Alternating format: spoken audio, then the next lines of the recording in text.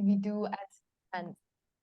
Giving you a little bit of background, in the world's population, we have 0.5% of people who need a prosthesis. Out of this number, we have 80% of them living in low-income countries. Unfortunately, for most of these amputees, we have them living in below the poverty line, and they do not have access to sufficient medical supply. Cannot change my slide. Okay. This has a lot of consequences for them, including social exclusion, economic exclusion, and also difficulties in their living condition. There are several solutions already available, but they are not the best fit. For example, we have the Ottobock hand, which costs more than 50,000 euros. And if you consider living in a low-income country, this is going to be absolutely unaffordable. We have other hands like Jaipur hand, which is way cheaper, below 300 euros, but it is still not very affordable and also lacks functionality.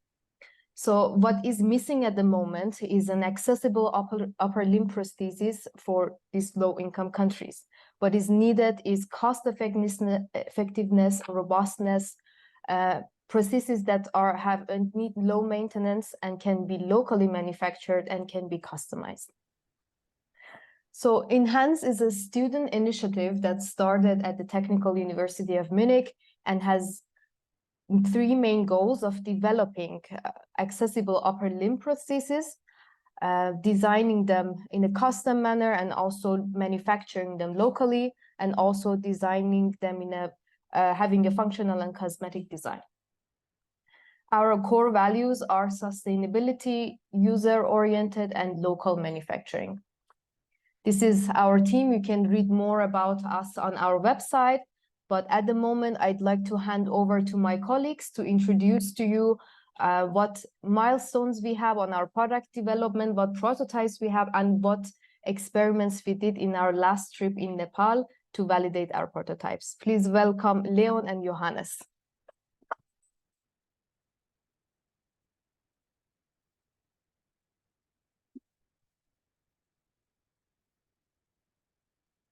Just a second.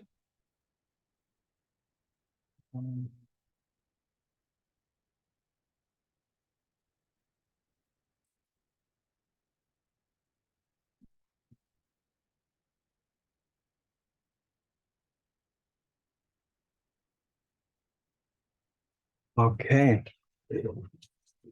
Okay, good. Welcome, everybody. First of all, welcome to this talk, to this event. I'm very happy that so many people came.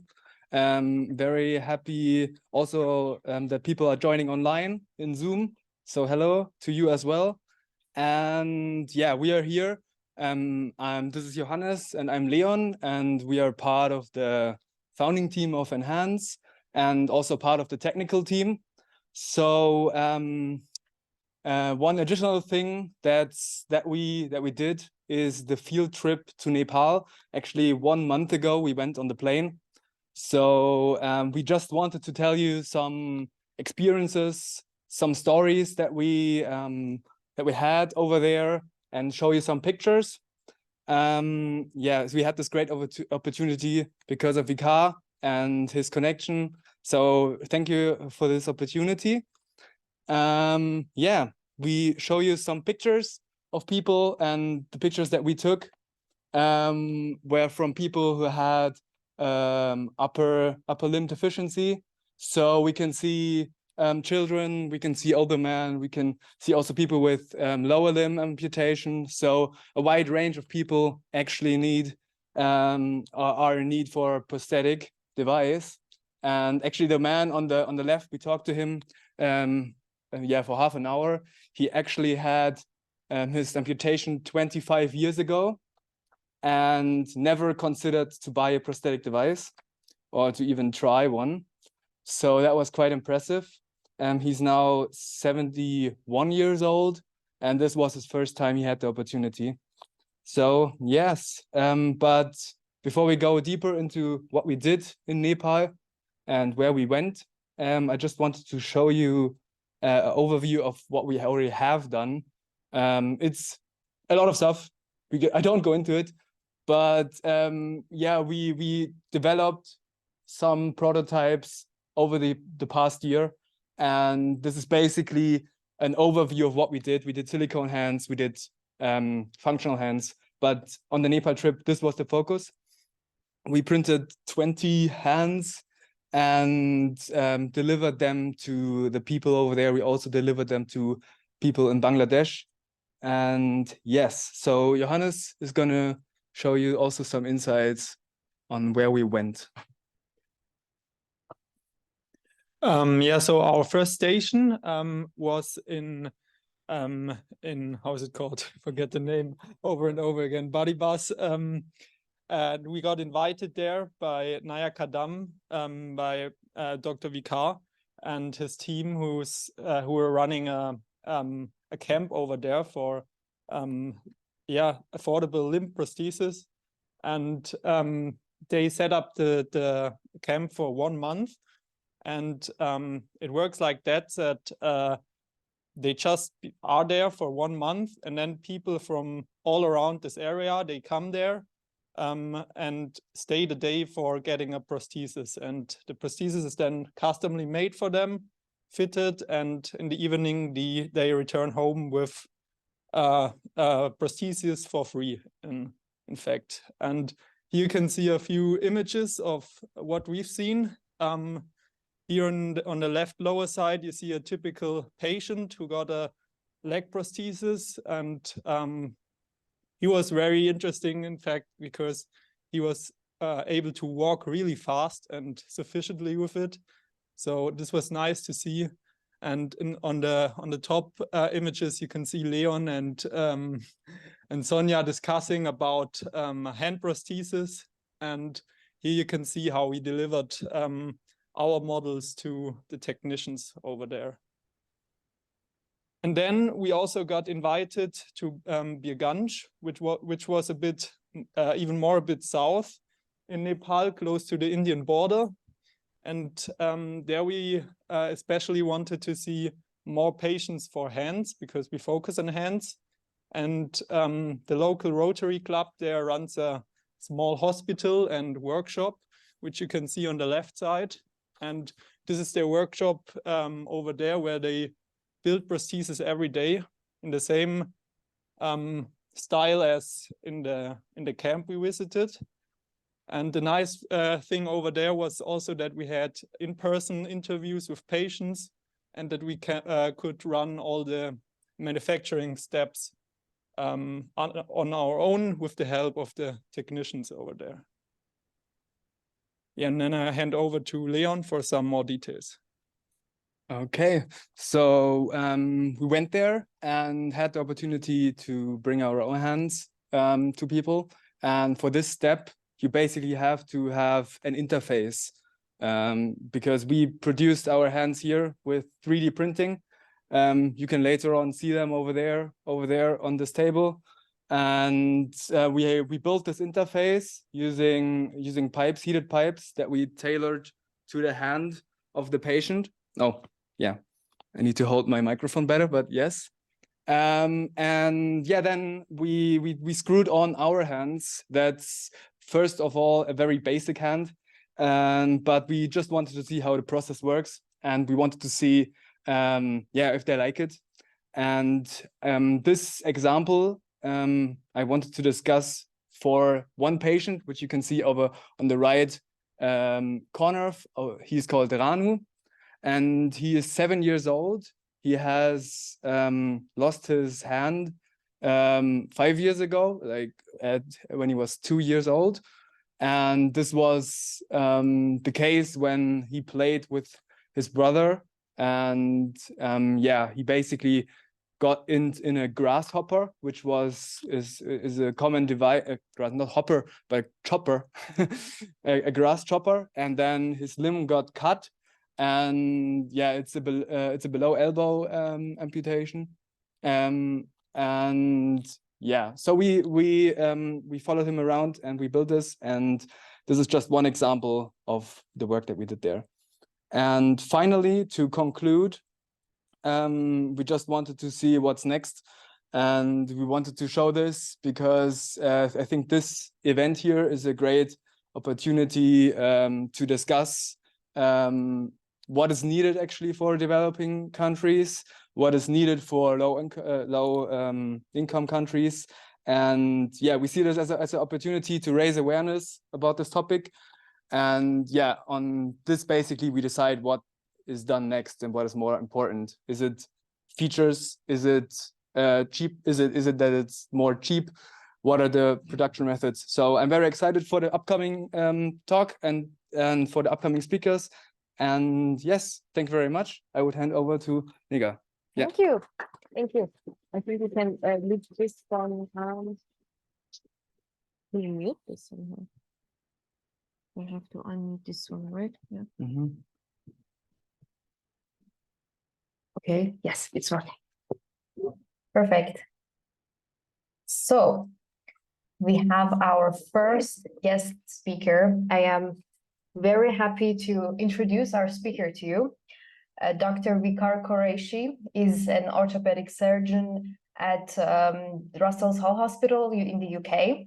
He is the founder of the charity Naya Qadam Trust. He and his team of volunteer doctors set up the charity in 2005, following the earthquake that devastated parts of Asia. His charity has helped thousands of people across Southeast Asia, and for his efforts, Rotary International in Great Britain and Ireland honored him with the Champions of Change Award. Please welcome our speaker, Dr. Viquar Qurashi. Thank you.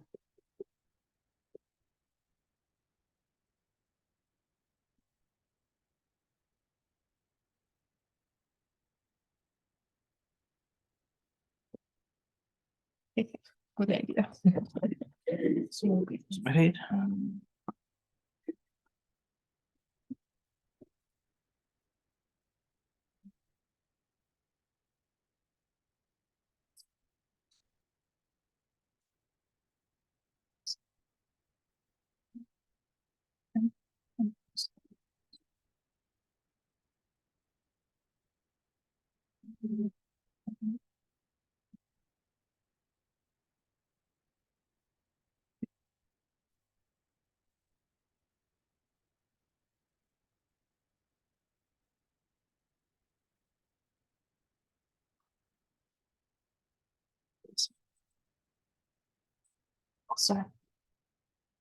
which one? In the pocket.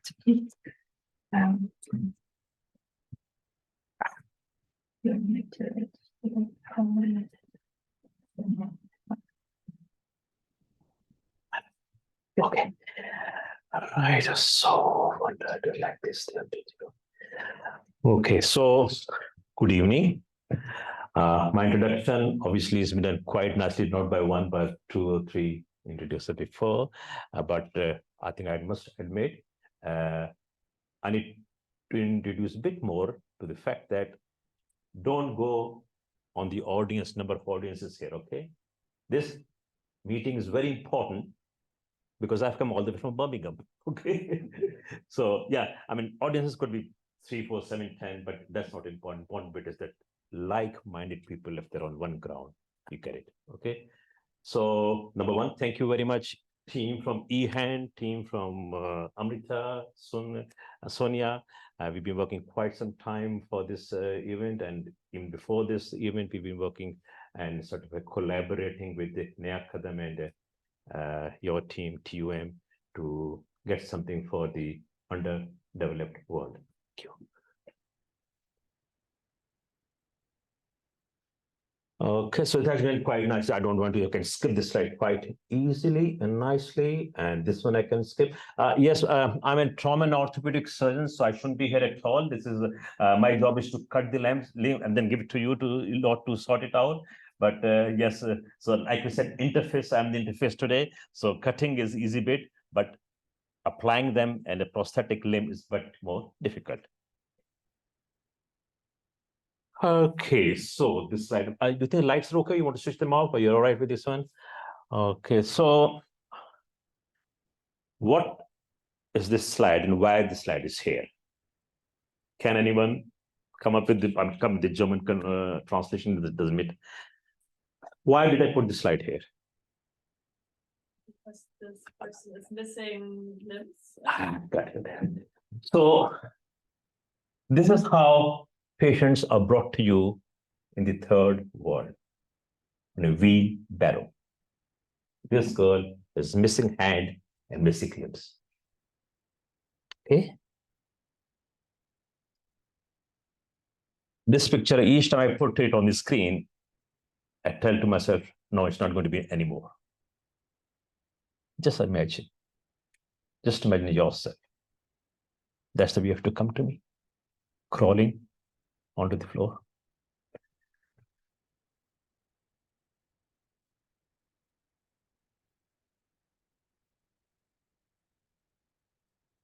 So. So please count, yeah? Oh. No, that's not.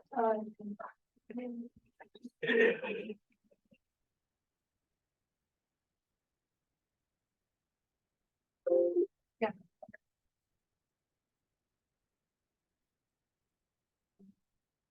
We need to show this. Share it with us. So on, it did come in, but it wasn't time to this. Speak correctly. Speak correctly. Yes. Sorry, technology.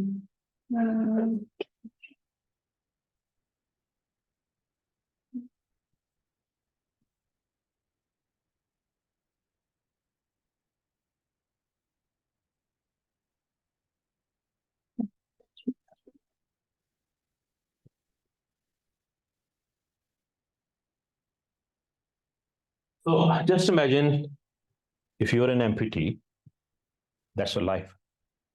Hopping all the way, home to school, school to place of work, into one bedroom, into another bedroom.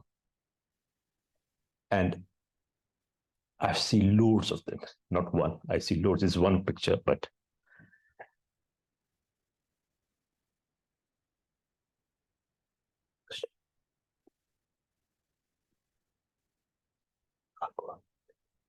the shortcut is that. So, if you're an amputee in the third world, you've got three options. Option number one, be a beggar. I can bet you won't die of hunger, but you lose your dignity. He's a beggar. You'll be alive, 3 meals a day. You'll probably have a good living as well, and good housing and all that. You might get married and all that, but dignity. Option two, again say, don't have to utter a single word. No need to German language, French language. Each and every country you go in, all you have to do, sit like this. People understand. And option number three, if you're a bit not qualified from TUM, but something like TUM in your brain, what you do, these are bark of a tree. Okay. I mean, whatever I'm going to talk today is with perspective of the third world. So just imagine where I'm coming from. Woodcutter, agriculture, this is all part and parcel of our living, isn't it? So everyone will have an axe.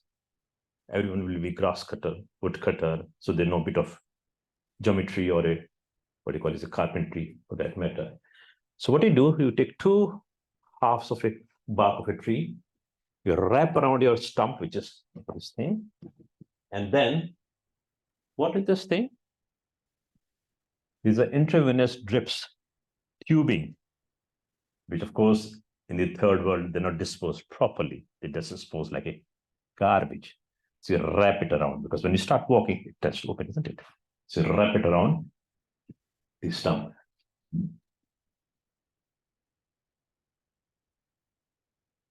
And if you're a bit more smart, what you do, you take a wood, which is not a bit of a difficult thing, which got called axe, you've got the hammer and everything else with you, and you make a stand like this. So what you do, you put your stump on that stand, this thing is in your axilla, and you walk like this. That's the bark of the tree, what we've discussed earlier. What is this thing? A bed sore. Because you're not at all intelligent, you can't get about, you lie in bed.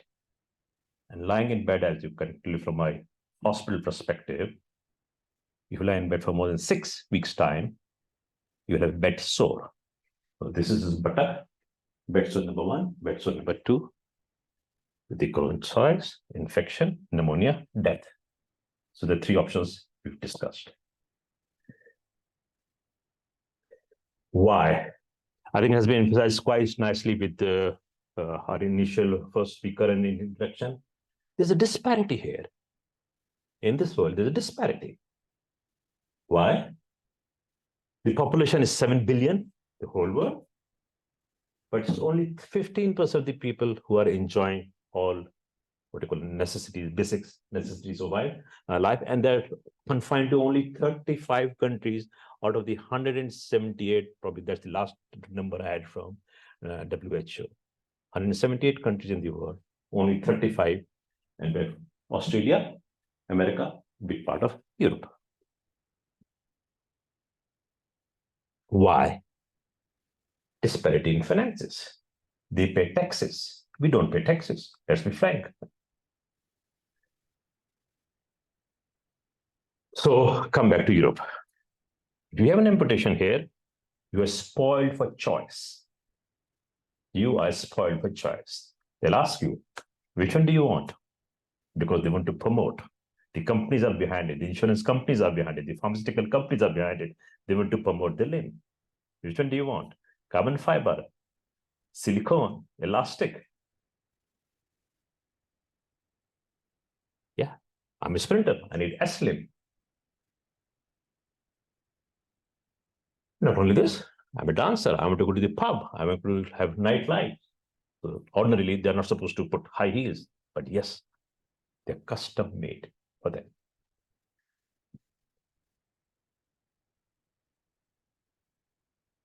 Not only this, I need a tattoo. I had a tattoo in my hand. I had the amputation done, so I went this tattoo back. And by the way, these are artificial hair as well.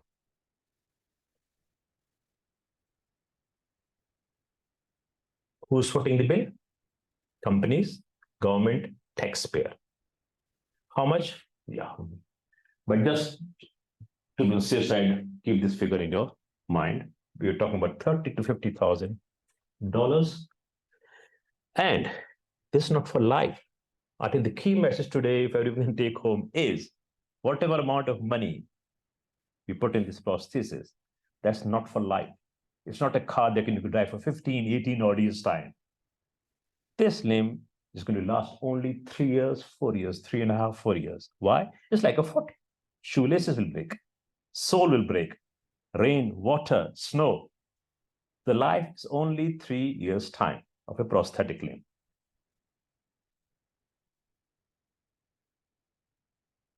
So all and everything revolves around money, money, money. Like I said earlier, yes, we don't spend on money. We don't spend on healthcare at all. So we pay only $40 per capita because of the low income and the not developed countries. So what's the solution? We have to get something, import something from outside, turn it into local product, manufacture it, as you could call it, and then dispense. But even then, patient will struggle. They can't come to your friends being to Nepal. So they will tell you communication, road, infrastructure, everything is missing. Even if the facility is available, they can't access, or I can't go to them. And then it's typical of underdeveloped world, red tape, bureaucracy. And because it is something product coming from outside, exchange rate mechanism that kills you. I tell you, it kills you. Like, I mean, just compare yourself at times. You have to travel to USA or to a country which has got different currency. You have to calculate twice, thrice, think about what's happening in here. You might lose or you might gain.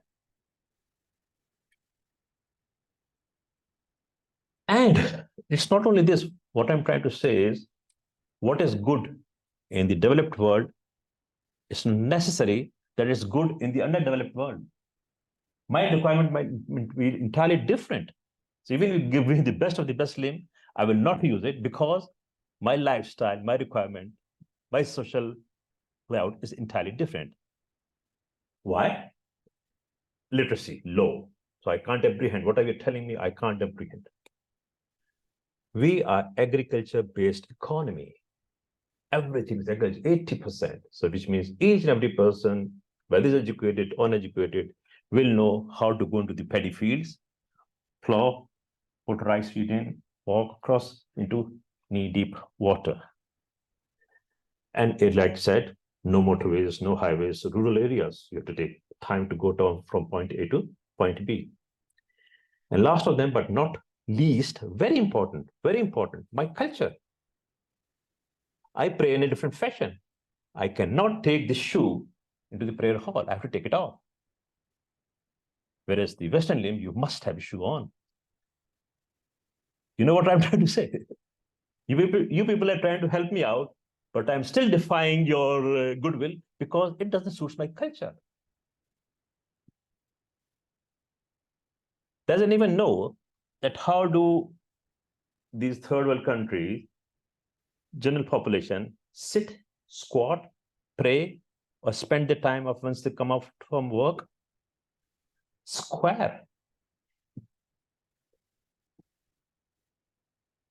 What is the bend? 135 degrees. What is the bend? None of the Western limb will address it because they don't need to. So I'm not blaming you, but my requirement is different. My requirement is sit cross-legged at home and have dinner. None of them will do it. So we have to take into consideration my requirements, my culture, religion, yes and no. I worked on this one. We are trying to, I'm not saying I've cracked the nut, but we are trying to find a solution. We are meeting halfway through. Solution, obviously, if it has been discussed earlier, because weak public infrastructure, functional requirement different, so we have to address each and every thing, but in detail. Like we said, yes, each and every limb is custom made. You can't make lump sum size like 120 limbs of the same size. No, it has to fit into prosthesis, into socket, and into stump and all that. It should be light, flexible, because that's my requirement. I need to go into the field, plow my vegetation. That slide probably has been repeated earlier, not by me, by earlier speakers. Very correctly, you have to address the local issues. So what we do, again, by the way, it's not my invention, so don't give credit to me. It was already there in Jaipur and in India. I'm just promoting it a bit further. This is UPVC, or PVC you can call it, polyvinyl ethylene, which is what you call it, polymer. It is a drain pipe. It is available in each and every country, developed or underdeveloped, for irrigation, for sewerage, for water, for rainwater collection. It comes in different sizes. You can ask them, 75 millimeters, 80 millimeters, or 110, depending what level of amputation it is. Okay. And again, we'll discuss a bit further. How do we make the foot? And that's how it is done. There's one thing also which we do a lot of times use in the Western world. We'll retrain you. Okay, I'm a bus driver. I had an accident, amputation. The company will say, okay, it doesn't matter. You'll get a prosthesis, but you can't drive a bus now, but we'll train you as a computer operator. But there's nothing like retraining in the third world. So patient has to go back in the same job. I was driving what you call a rickshaw or TikTok, whatever you can call it. I have to go back and do the same job. No one is going to be responsible for your aftercare. Addressing the local need. That's the way they pray.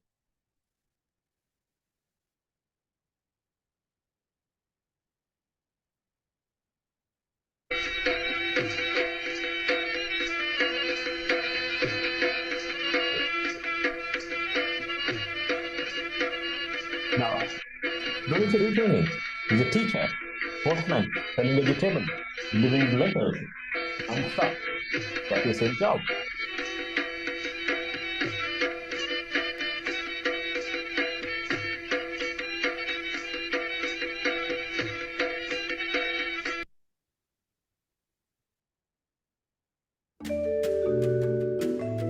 Very difficult. Bangladesh, India, Pakistan, Burma, Sri Lanka, agriculture, agriculture, agriculture.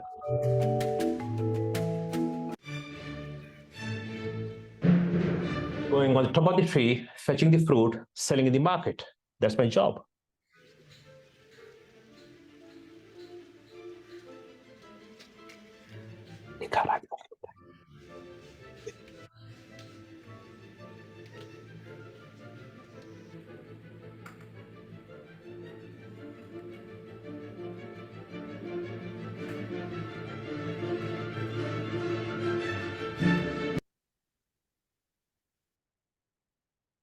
So, I mean, this is not mathematics, but someone who wants to is really interested in. We have discussed that it was $50,000 or $40,000. A gentleman, so this boy is 7 years old. He'll lift up to say 60, 70. 3 years is the life expectancy of one limb. How much would we need? $680,000 to live up to the age of 70. What we are trying to prove is no, there's a solution to it. Low cost, effective, practical.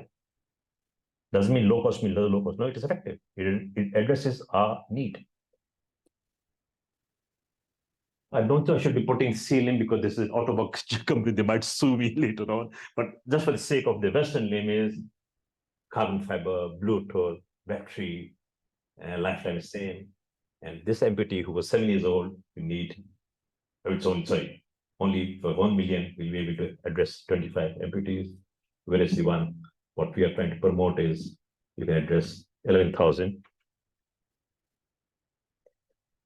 The other thing is transfer of technology. Very easy. Mercedes-Benz comes into my country, sells the car, goes back, but I'm still relying on Mercedes-Benz to come and do aftercare, after-sales service. This one doesn't need anything. What I'm trying to do, I'm trying to pass the information, the knowledge, the technology to third world underdeveloped countries. Till date, I shouldn't be boasting, but we've trained at least 70, 80-odd boys and girls to do the job free of charge. This is in Syria, Turkey. After the earthquake, I went in, trained these girls and boys. And this is in Kashmir, trained 3 girls and how many? 4 boys. Bangladesh, 5, 6 of them. Remember that slide I showed you? Which one? The high heel one. This is in comparison to the high heel one. Yes, you can put artificial layers on this one. You can put henna, something to boost their modesty.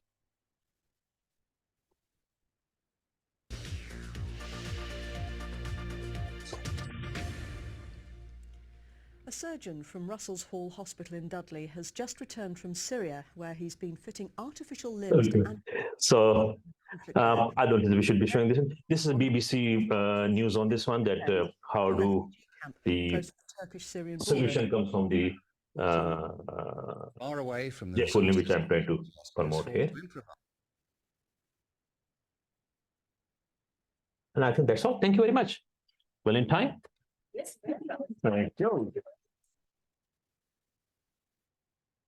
Thank you. question now, question. Question Dr. now, Adam, later on, yeah. we can take 2 questions from the audience. Exactly, sorry, I unplugged the wrong laptop. Please feel free to raise your hands and I will bring you the microphone.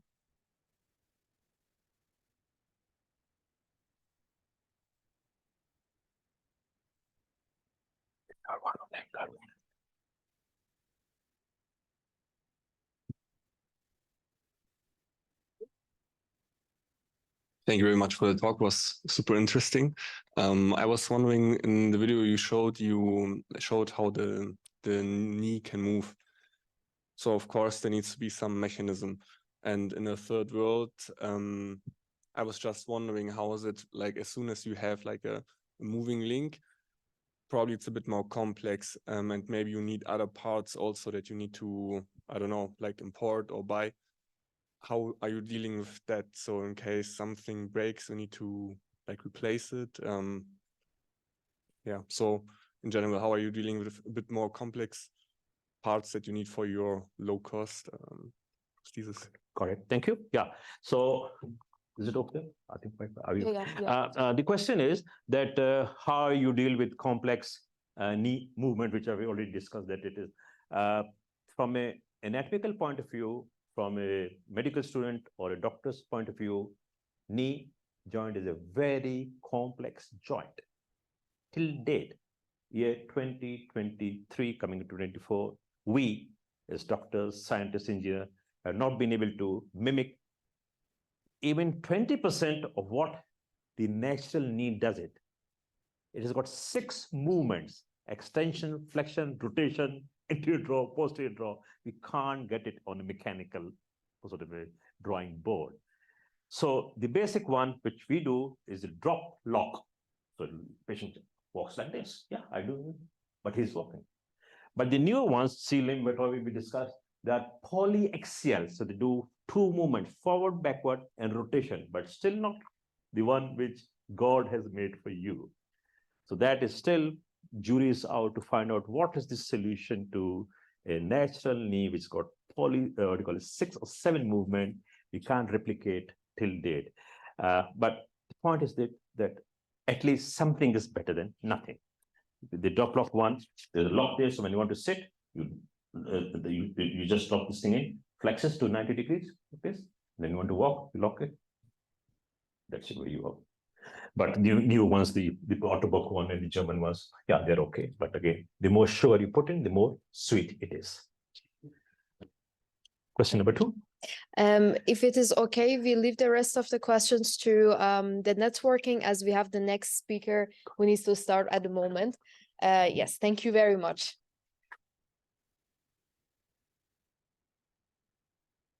Okay, so I'll introduce now our next speaker, Professor Natalie Vanicek.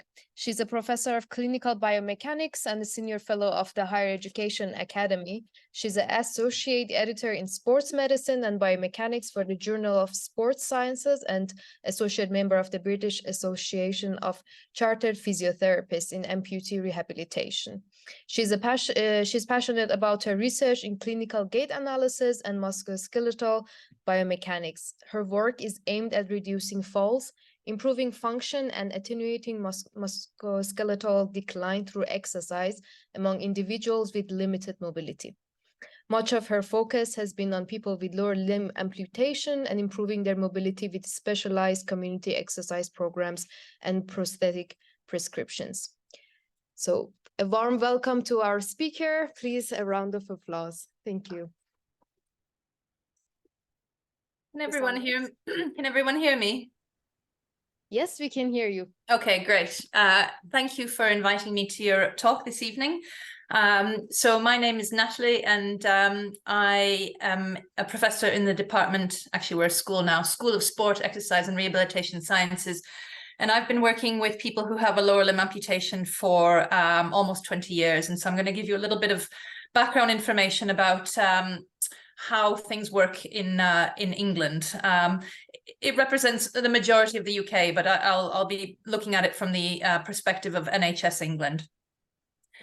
So when we look at the some of the hospital data, which are quite old now, but this is what we can find in the published literature. During a 6-year period, they collected data on over 25,000 major lower limb amputations. So we're talking anything that's higher up from a below knee amputation. The average age of people who have major lower limb amputation in England is over 70 years. Almost 70% were men, and what they find is that almost 1/3 are people who come from the most deprived areas, and I will talk about that in a little bit more detail. The risk factors for a major lower limb amputation, probably similar to other developed countries, is primarily down to type 2 diabetes, hypertension, and coronary heart disease. So in the UK, we have something what we call a north-south divide, and this north-south divide represents areas of higher deprivation in the north compared to areas of lower deprivation in the south. And I've highlighted in a red box and a blue box the values of the rate of amputation, which is the upper number. So you can see in the northeast and the northwest, the values there are 132 or 121 compared to the south, which are 85 and 86. So what we find is that in areas in the north of England, particularly, there's a much higher rate of amputation, usually as a result of these poor health outcomes that people experience. I just wanted to include this slide because in the UK, it might be different to other countries, what actually happens to patients when they have a major lower limb amputation. And something that's very commonly used amongst physiotherapists is what we call early walking aids. And early walking aids are generic devices. You can see one on the left, which has sort of a hinge at the knee, and then a more rigid one, which is this cage right here. And what they do is they allow patients to start to stand upright and to start to walk within parallel bars even before they receive what we call their definitive prosthesis, so before they are actually cast for their socket. And it helps to reduce with swelling, and so therefore it helps to the healing of the wound. And obviously this is what patients want in order to accelerate the fitting of their socket.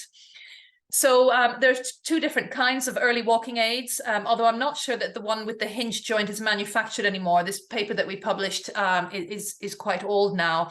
And you can see here how somebody has the inflated sac around the residual limb. Here it's a below knee amputee, but you can also use this with above knee amputees. And as I say, they learn to walk, it's early gait retraining before they're then fitted with their definitive prosthesis. So this is quite common practice in the UK. And the other thing that early walking aids do, it will help prosthetists and physiotherapists to determine the mobility level that patients are likely to achieve. So you may or may not be familiar with the K levels ranking system. It's something that's originated in America, and it's really to do with their insurance policies. And patients will be classified according to different K levels, and this will often determine what kind of prosthesis they will receive. So the majority of patients that I described, sort of that 70-year-old patient with a diabetic or a vascular-related amputation, probably with a below knee, which are more common than above knees, but below or above knee is very likely to be classified as a K1 or a K2 user. And so really what they're able to do is to walk at generally one speed, so at a fixed speed, and they often will need to use some walking aids, and they can do very basic walking and sort of environmental hazards such as curbs, stairs, or some uneven surfaces.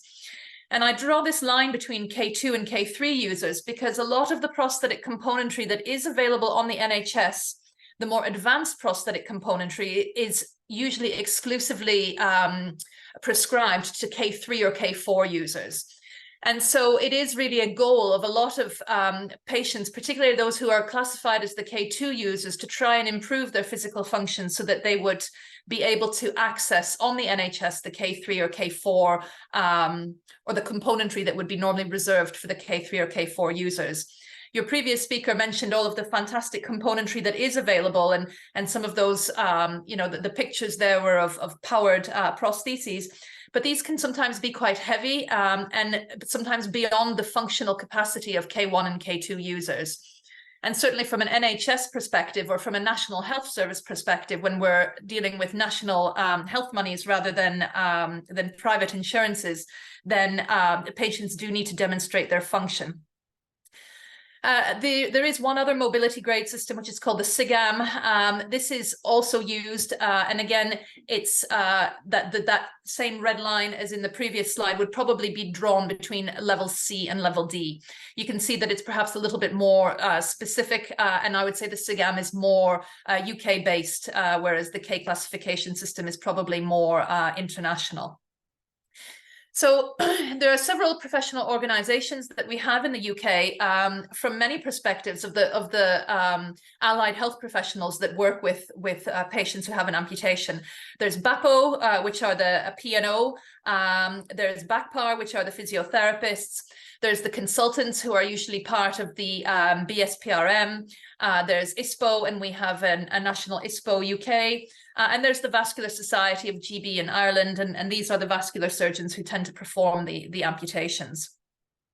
There's also lots of patient organizations that patients can access once, once they become an amputee, to access peer support. So the Limbless Association, who I work quite closely with, they're the largest charity for civilians. In the UK, BLESMA is geared more towards veterans. Steel Bones is more sort of Cambridgeshire based, but again is very much for civilians. Limb Power is very much focused around exercise. And Douglas Bader helps to fund some groups, to achieve some personal tasks, personal ambitions. You can see here an image of presumably some kind of a hiking or caving trip that someone achieved. So patients can access quite a lot of peer support and I guess resources thanks to these patient organizations.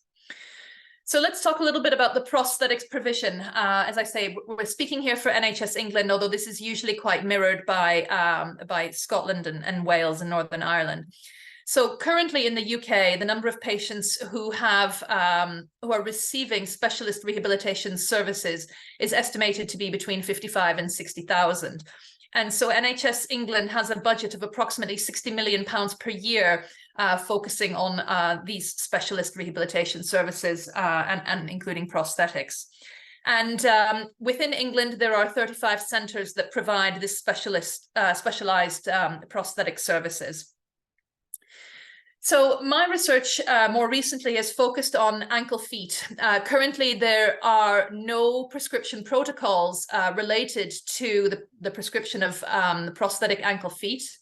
A slightly older 2004 Cochrane review suggested that there was insufficient evidence to support the prescription of any one particular individual prosthetic ankle foot. And these are why they're not prescribed. So there might be more advanced prosthetic componentry that are available and that can be prescribed on the NHS, but until there are clinical trials that can actually demonstrate their clinical effectiveness, the NHS are unlikely to commission them routinely. So here's an example. A lot of patients who fall into that sort of K1, K2 category will be prescribed a quite basic foot. This is one of the most basic, which is a solid ankle cushioned heel foot. There are more advanced prosthetic componentries, and this image here is a hydraulic self-aligning ankle foot that helps to self-adjust to sloped surfaces. So it helps patients to walk up and down sloped surfaces more easily compared to this rigid foot, which is the Satch foot. So as I mentioned, the NHS can theoretically prescribe hydraulic ankle feet, but again, they are rarely prescribed to those K2 and lower users because their clinical effectiveness hasn't been demonstrated in this group, and again, because this group often suffer with comorbidities. So we ran a feasibility clinical trial, a randomized feasibility trial, where we compared one of those hydraulic self-aligning ankle feet compared to a standard foot. And we recruited 55 patients, and they were allocated 27 into the intervention group and 28 into the control group. And in the end, we lost 2 to follow up in the control group and 2 withdrew in the intervention group, leaving us with 51 patients to complete the study. And that was a completion rate of 93%. So it was actually really quite high. We called this study the Step Forward study. I'm just presenting just a small number of outcome measures here, but we looked at the 2-minute walk test. And because it's a feasibility trial, we don't run any statistical analyses on it because we're not powered to do so. But you can see that the trend here suggests that after 12 weeks of walking with the intervention foot, which is the hydraulic ankle foot, The control group walked further in the 2-minute walk test, and the control group actually walked less further. So they decreased their walking distance in that 2 minutes. When we also looked at health-related quality of life with the EQ5D, you can see that the intervention group self-reported an improved health-related quality of life compared to the control group that stayed the same. So these data here suggest that there is what we call a signal of efficacy, suggesting that the intervention foot, which is this hydraulic self-aligning ankle foot, has the potential to show benefit. And we were focusing here exclusively on K2 patients with a below knee amputation. So what we're doing now is applying for funding for the full trial. And again, this would be one of the few, would probably be one of the only clinical trials involving prosthetic componentry interventions. And at full trial, the aim is to obviously be fully powered. So we're choosing our primary outcome. The NIHR, which is our funding body, want us to take a health-related quality of life outcome. The problem with that is that there is no health-related quality of life outcome specifically for amputees, and so this presents a little bit of a conundrum, a little bit of a problem for us. But we would broaden our inclusion criteria, and we'd have a longer follow-up period. And really, this full-scale trial and the outcomes, the result, of this clinical trial is needed to inform clinical commissioning policies. And again, this would have a major impact for a lot of patients with a major lower limb amputation. So let's now focus on knees. So in December 2016. NHS England commissioned the MPK policy, and when I say MPK, I refer to microprocessor knees. And they did this without commissioning a clinical trial. So like what we're trying to do with the ankle feet, they did this without doing a clinical trial. They did it on the basis of several systematic reviews that focused quite a lot on traumatic patients, and we're focused really on those K3, K4 users. So since late December 2016, the NHS England can routinely commission microprocessor knees for patients with an above knee amputation, provided that they fulfill certain criteria. So this slide here shows what the MPK policy states, and I'm just highlighting a few. I'm happy to share these slides afterwards, but I'm just highlighting a few of the criteria.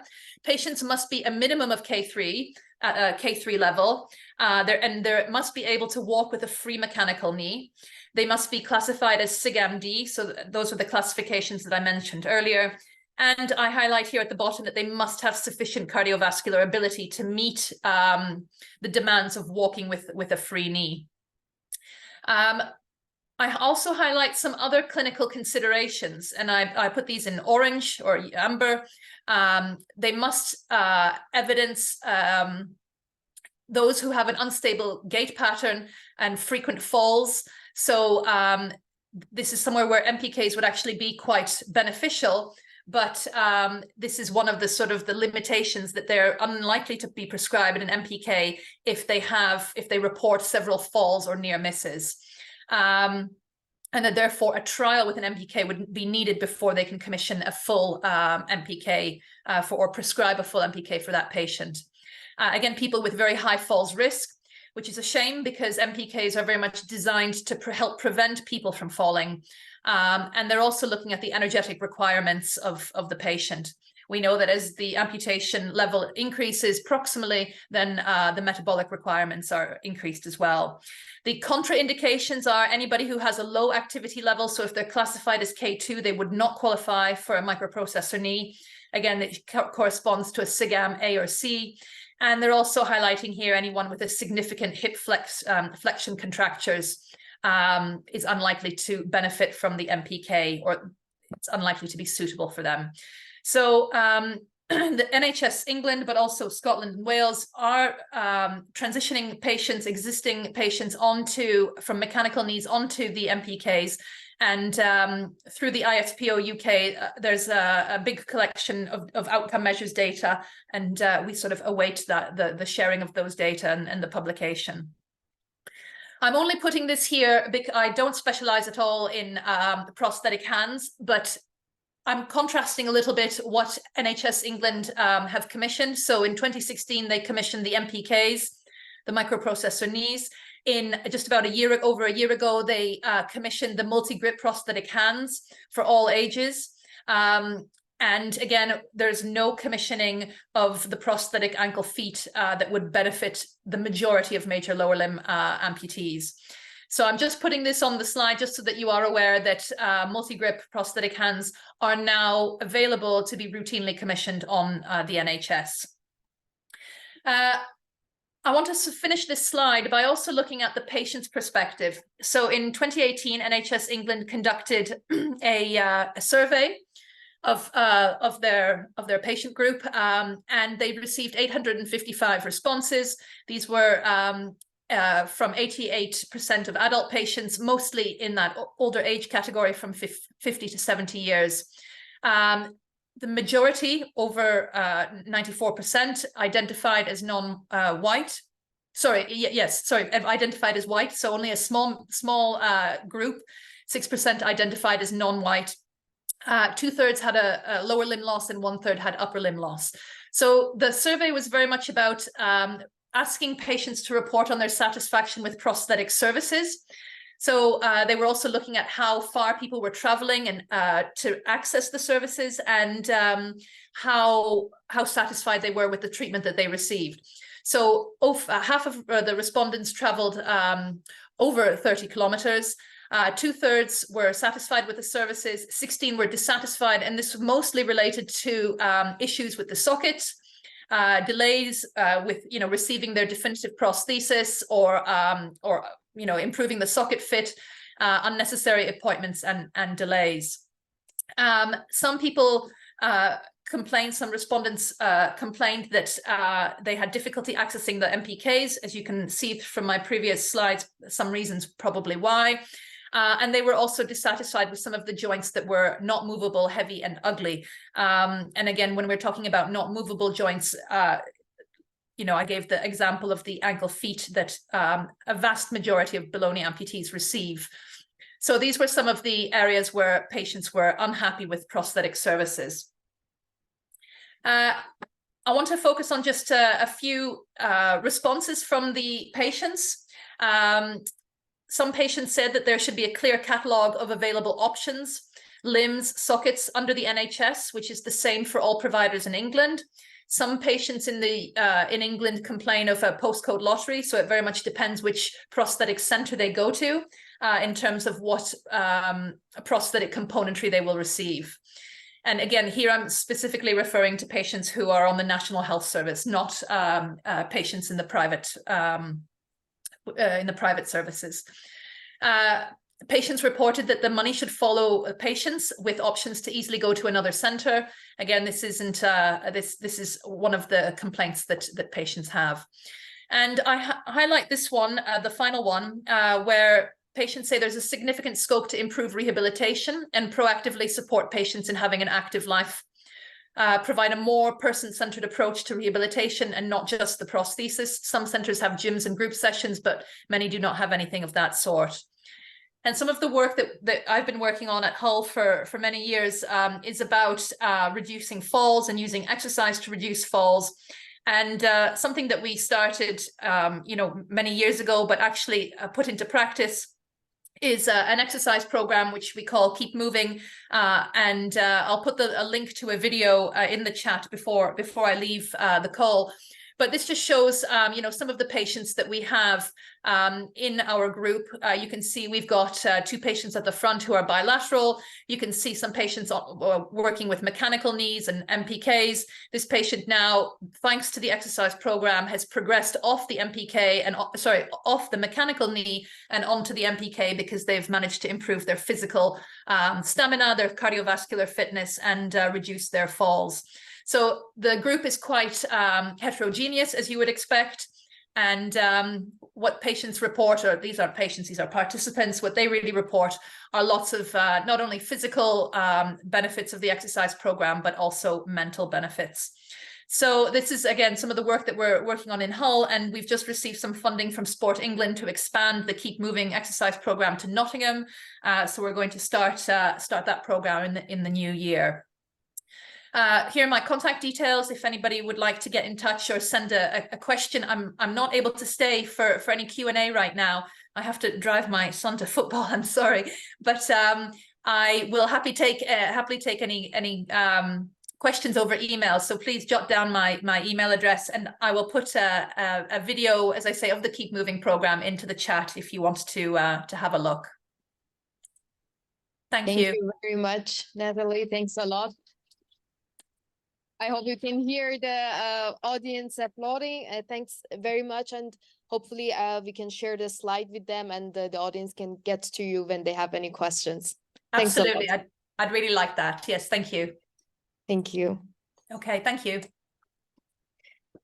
Okay, so moving to our next speaker, Dr. Sabine Thürauf. She's a postdoc. Sorry if I am pronouncing it wrong. I'm doing my best. She's a postdoc at Assistive Intelligent Robotics, Department of Artificial Intelligence in Biomedical Engineering, Friedrich Alexander University. She received her bachelor's and master's degree at TU Munich. Afterwards, she started as a researcher at Fortis, working on a project, Robotic, about the spatial calibration of a robotic C-arm system, together with Siemens Healthcare. In 2018, she received her doctorate from the informatics faculty of TU Munich, and during her PhD studies, she spent a couple of months at Campar Lab at Johns Hopkins University. After a few years in the industry, she joined AI Rob in September 2022 as a postdoc. Please join us. Thank you. You got the okay, you can share the screen. Yes, exactly. Is that one that has already stopped sharing? Yeah.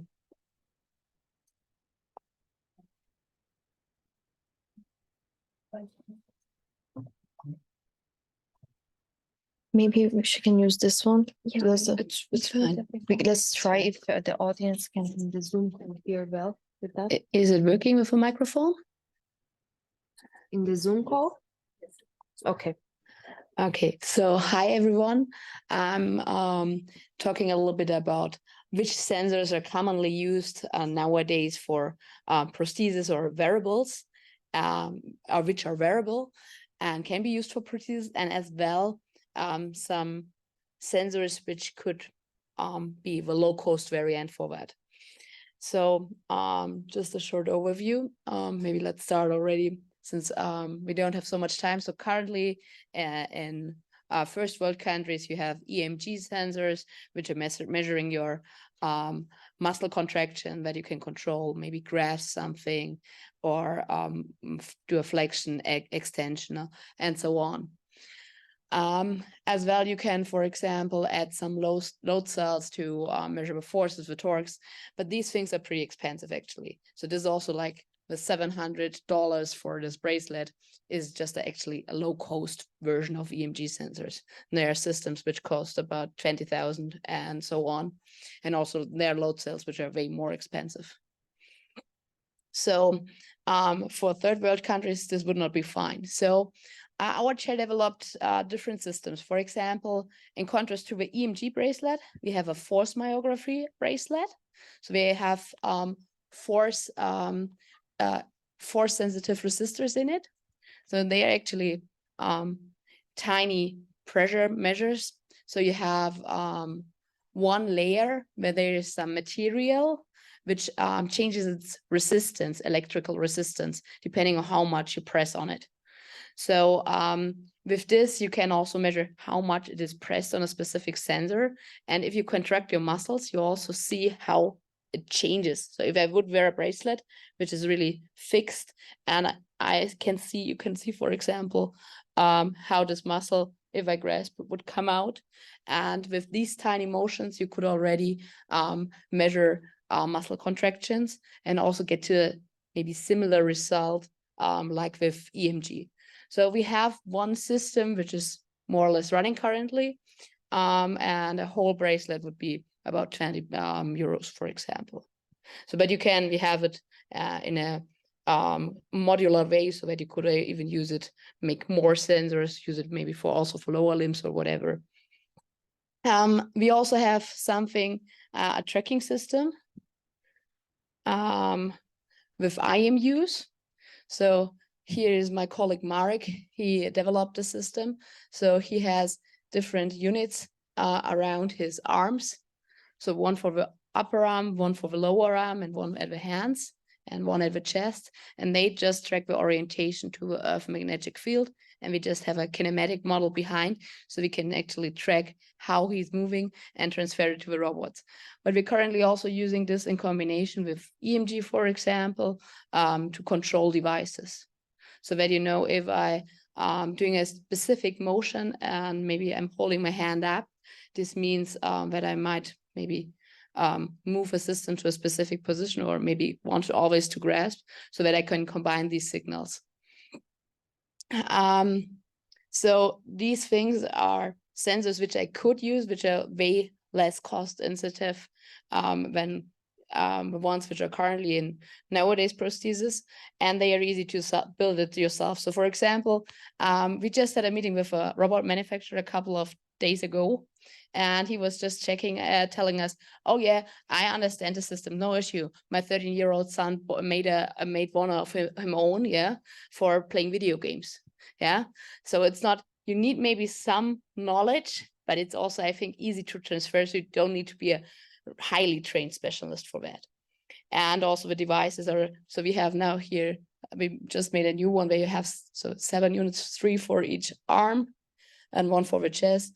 And this would be 300 euros in total. If you just would maybe use just one for maybe getting the arm motion, it would be like 30 to 40 bucks, most probably.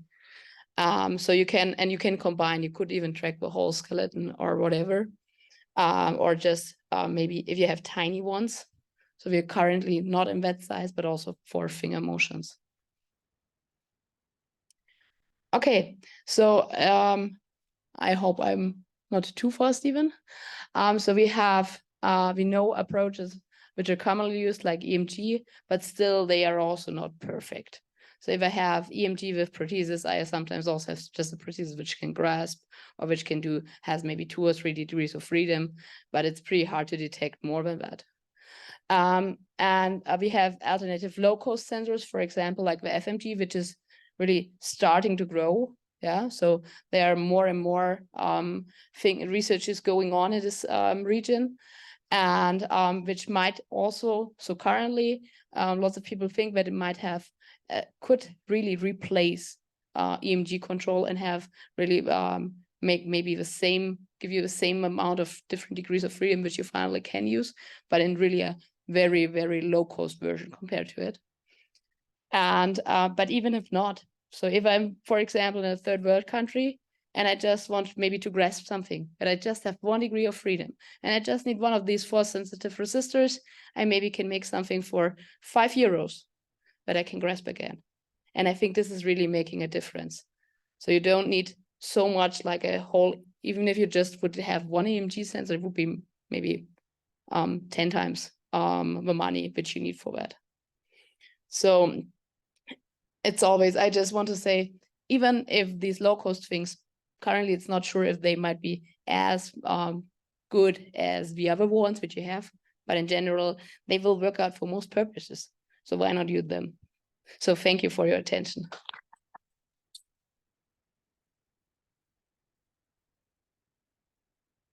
I think we have time for a few questions. Feel free to just raise your hand.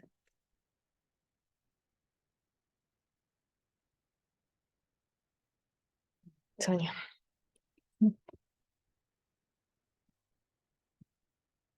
Hi, so I have used those kind of sensors for other purposes, and I found that if you put them on curved surfaces, that they have a very high change in resistance already, and that you then can't use them so much for the force sensing anymore. Do you have the same problem or not, or is it something I misunderstood?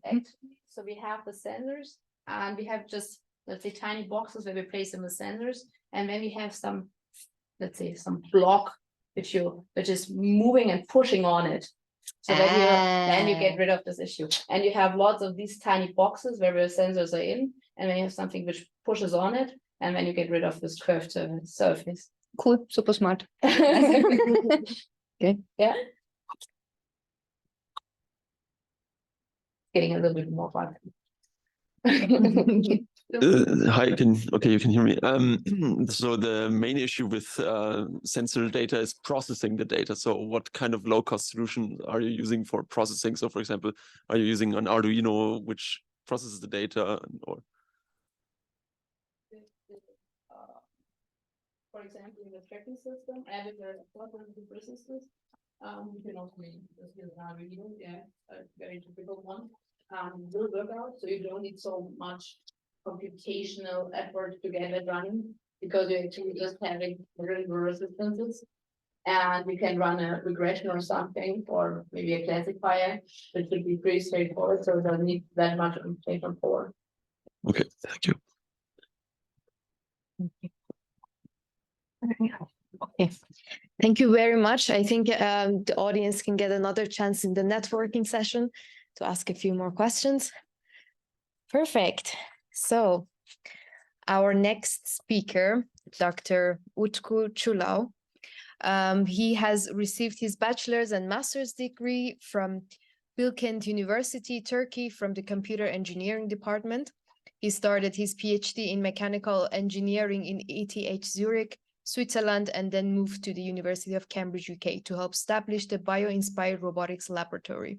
After completing his PhD in the design and control of physically adaptive soft robotics, Utku joined the physical intelligence department at Max Planck University for the intelligence systems in Stuttgart. He is the recipient of the prestigious Alexander von Humboldt Foundation Fellowship, and he joined the Munich Institute of Robotics and Machine Intelligence at the Technical University of Munich as the Chief of Science in April 2021. He is also a principal investigator and leader in multiple national and internationally funded robotics research projects, and currently he is a senior scientist at the Learning Systems and Robotic Labs at TU Munich. Welcome.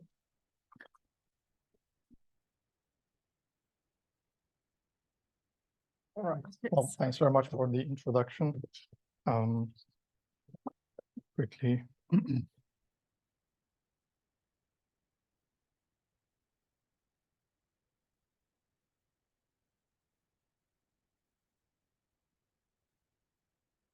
I hope the people in Zoom also see the same screen.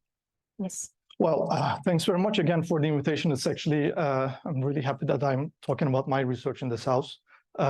So I hope that I will be able to bring some robotics perspective in the whole community, because really, disclaimer, I'm a robotics person. I know a tiny bit about the prosthetics in terms of human interface. So take that into account when I talk about things, and please stop me if I become too much of myself. So, you know, hands have always been my inspiration anyway, and my research always tried to bring two worlds together in terms of engineering, human engineering, and the nature engineering. So these are actually two complementary type of research, not research, but building methods that brings things together in planned or unplanned ways. And hands have always been at the center of demonstrating how these things could be done. And as I said, I have chosen the human hand as a good manifestation of this research, because I started my PhD with the intention to build a prosthetic device that is made of intelligent materials and smart systems, such that the prosthetics would grow with the person. You have already provided great examples with numbers as well, how many times a person needs to change a prosthetic device over their lifetime. And my goal was to build something that you buy once, and similar to a printer, you know, business model, that you buy the machine once and then you keep on buying the cartridges, such that the cartridges will turn into, you know, a muscle or whatever, the bone, such that it will grow with you. But after visiting all the places that you have kindly named, I'm still not there. Of course, this is an extremely difficult engineering, materials, biology, chemistry. It's a multidisciplinary problem. So I will talk about a little bit what I managed to do in these years in my PhD, especially, and where I have left before completely giving up that this synthetic growth is still a science fiction and will take many years of research of people from all around the world. So today I'm going to talk about what we tried to do when I was doing my PhD in ETH in Cambridge, in terms of bringing together different principles to build a hand, build a manipulator, robotic manipulator. And we call this the hybrid manipulator because essentially the key part was that we were putting together soft materials, soft squishy materials and rigid materials together, taking really inspiration from the biology, because we know ourselves that also in the nature that we are a mixture of interesting elements that come together and produce interesting functions. So today I'm going to talk about briefly on these key principles, and I hope that, again, as I said, this is just a robotics point of view, a naive look maybe on prosthetics. I hope that these are also design guidelines maybe in building affordable and robust prosthetics for third world countries. And interesting enough, as I said, I was doing my, this is from my PhD in ETH in Cambridge.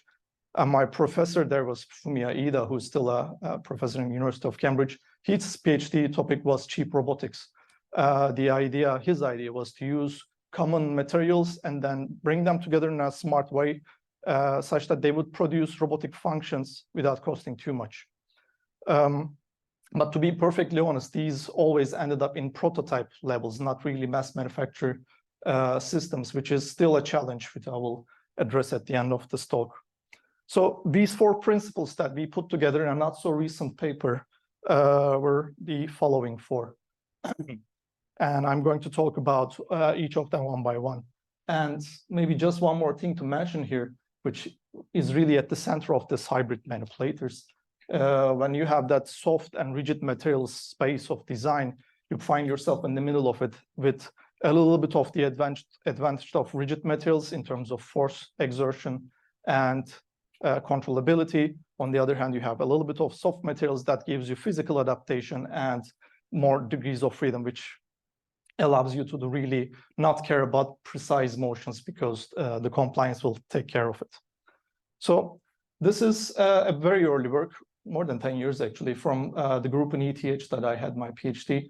The idea was to build very simple articulated links such that their structure, their morphology would allow you to do things passively.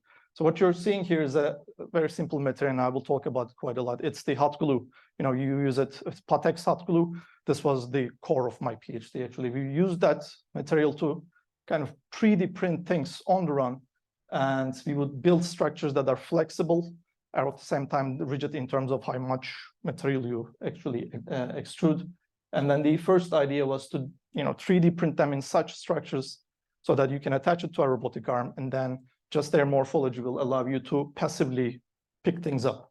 And this is one of the early ideas of articulation and how such form and force closure, which are really important elements in terms of grasping, could be achieved by the design of the links. And actually, to be honest, I will be very honest here. Some of the things that I will talk about could be very trivial and very intuitive, but I think if they are so, I think that will make them quite a good design guideline, because simple is better most of the time. And especially you're talking about low-cost prosthetics, maybe it would make much more sense.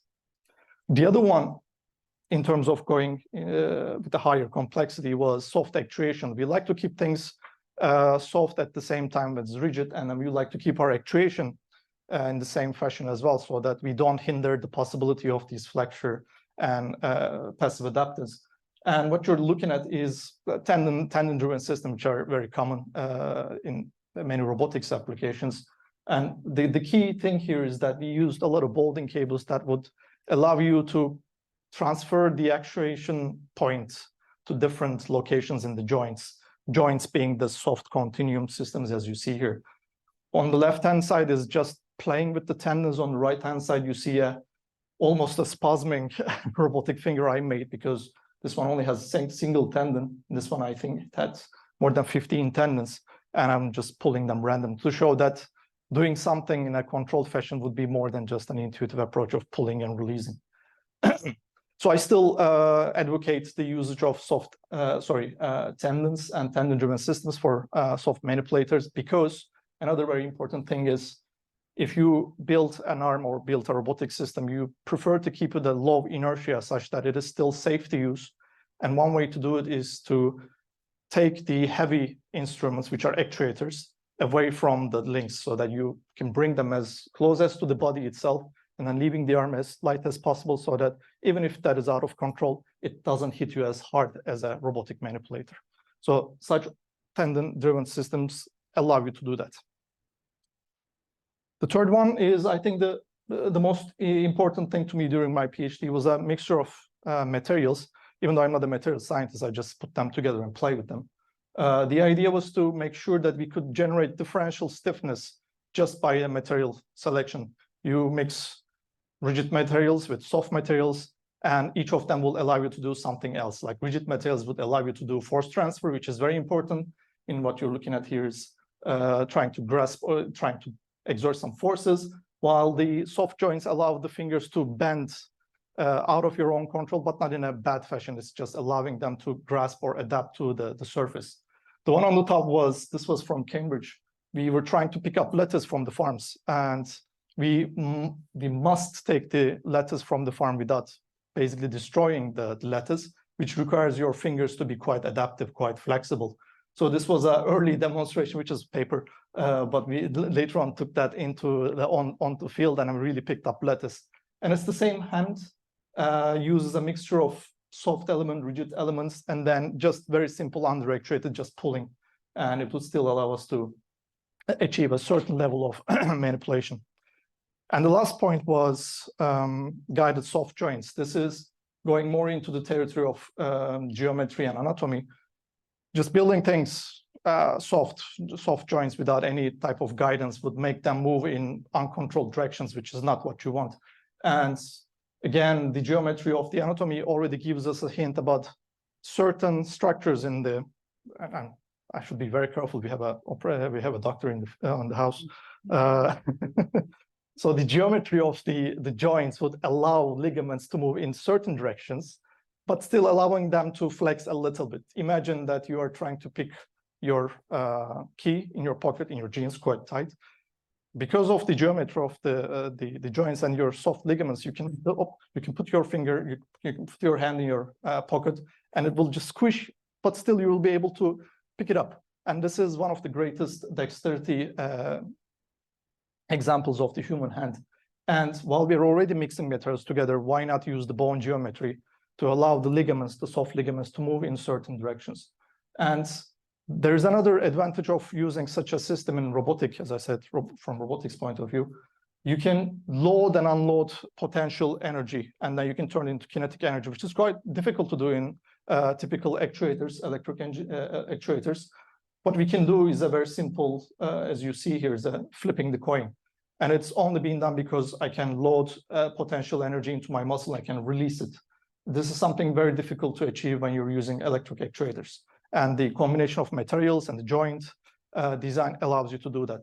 I don't know how effective it is for someone on the field trying to pick up something, but I'm just trying to show that such mix can allow the existence of soft compliance and some elasticity that will allow you to do things even without actuation. I think this is the main selling point here. So I think I'm pretty good on time here. This is the honest self-critique. Is this any useful for prosthetics? I think this is the reason why I'm here. And I would be really happy to get some feedback from all the audience here. Talking about such things in the robotics field is easy, sometimes even naive, because we have a lot of technology, a lot of luxury in our hands to apply these, and we can do as much as we like in terms of playing with the toys. But I think the important point is that, is this any useful for technology transfer to the prosthetics world? And as I said, maybe at the moment it could be used as a general design guideline.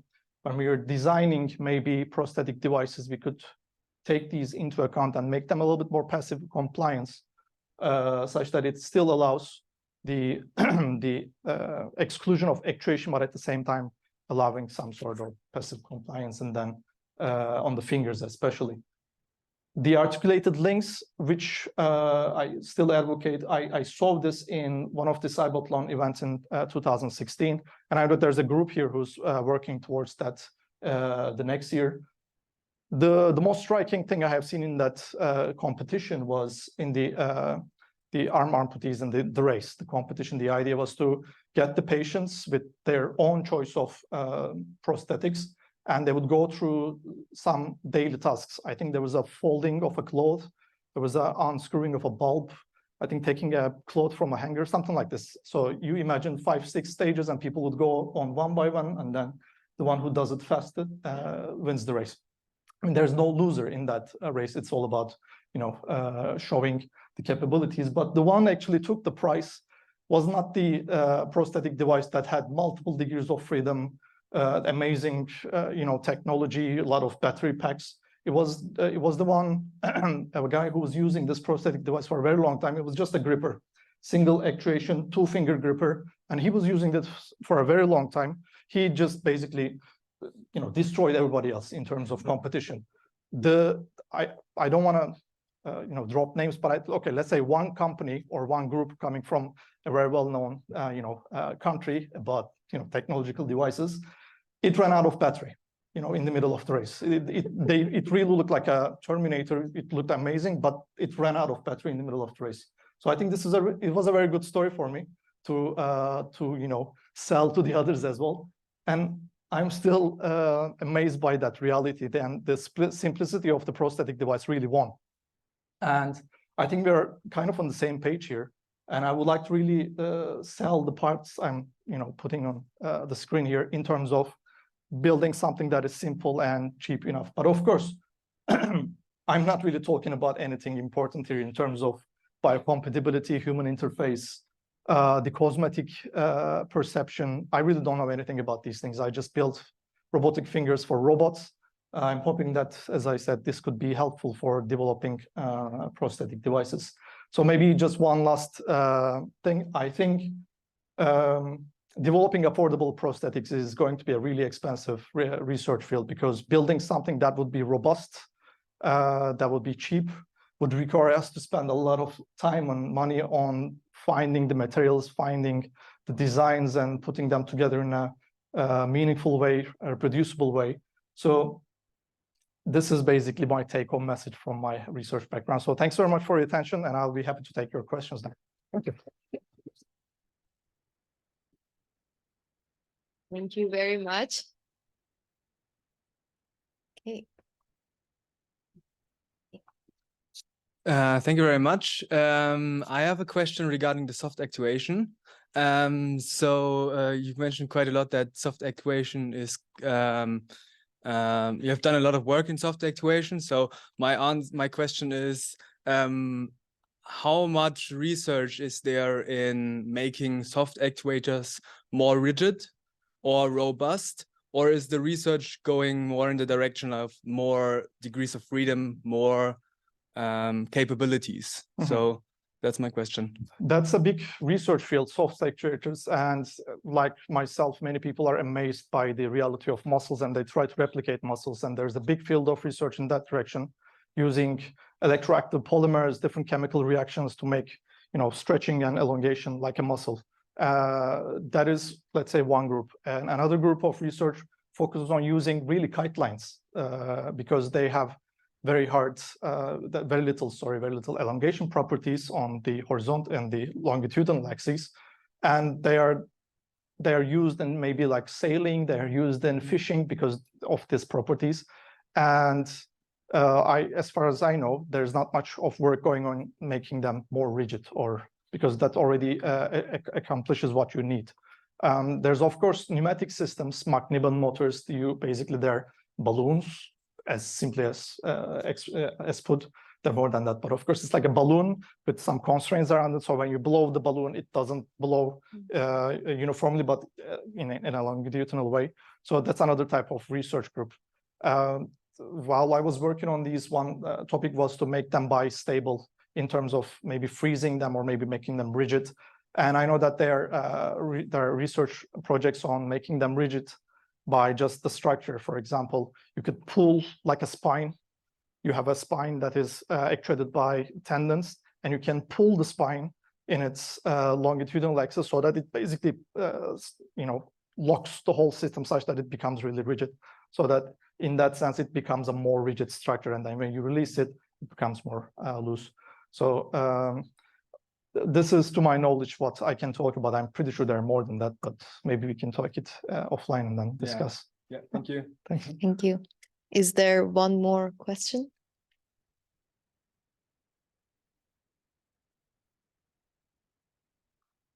Okay. Thank you very much. Thanks very much.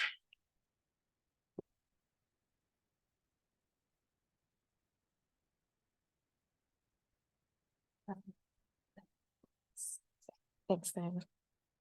So, introducing our final speaker before our break, Dr. Anand Suresh. The only name that I could pronounce it without having to ask another person exactly. So he has received his PhD from IIT in Italy 2018 and has joined the laboratory development and lightweight design at TUM. He worked on seminal project R1 humanoid and designed the hands of the iCup3 robot, which is widely used, and he has significant experience in designing robots using a top-down design, transradial prosthesis, design of low-cost and lightweight robots, and exo tools to aid construction workers to minimize injury. So let's together welcome him on stage. You have to. Can you guys hear me? Perfect. So it's always fun to go last because most of the material is already taken, right? Quick question before I start. How many of you are students? Oh, very good. Because I had no context for the talk. So I was like, okay, I'm going to give a talk to a bunch of students, but this seems more like a networking event. So I'll try to mix it up. And oh, that's my, yeah, thank you. A lot of the points that I was going to discuss, Dr. Qurashi already brought up. But it might be fun. Let me try and bring in a robotics engineer's perspective into all of this.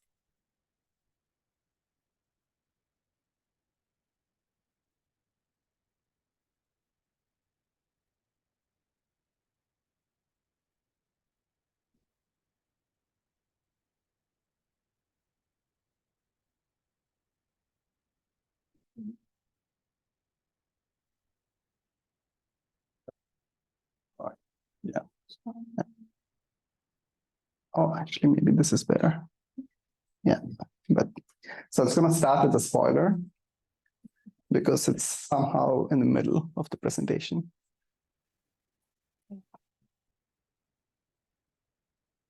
Perfect.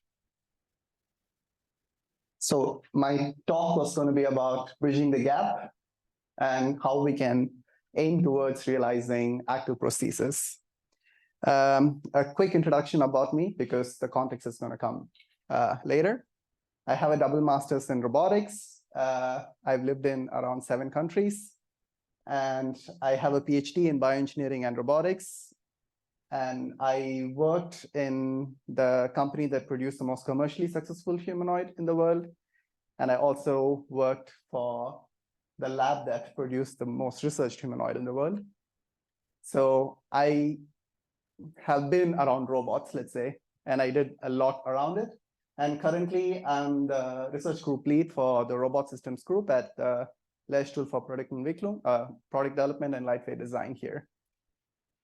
But some of the things that I built here. So if you go to the Sparkasse in Marienplatz, you can see this guy.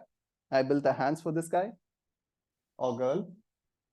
And this was the humanoid that I helped build in Genoa, Italy. And then this was my PhD topic, building a quasi-humanoid here. Might be interesting. They have skin here, here. So the robot has skin and tactile sensing and stuff. And some of the mechanisms I came up with was also, for the prosthesis people here who might recognize the hand, was used in the harness hand out of Italy, which is now commercially available. So towards the end of my PhD in 2018, people were starting to call me the hands guy, and I wanted to go away as far as possible from that. So when I moved to Munich, I just built a lot of robots, mostly not hands, but then my professor likes to call it as U-boat projects. I still developed prosthesis hands. So here, if you see, this one is for a friend of mine. I built it with a student. So, so it was a super custom-made hand for that.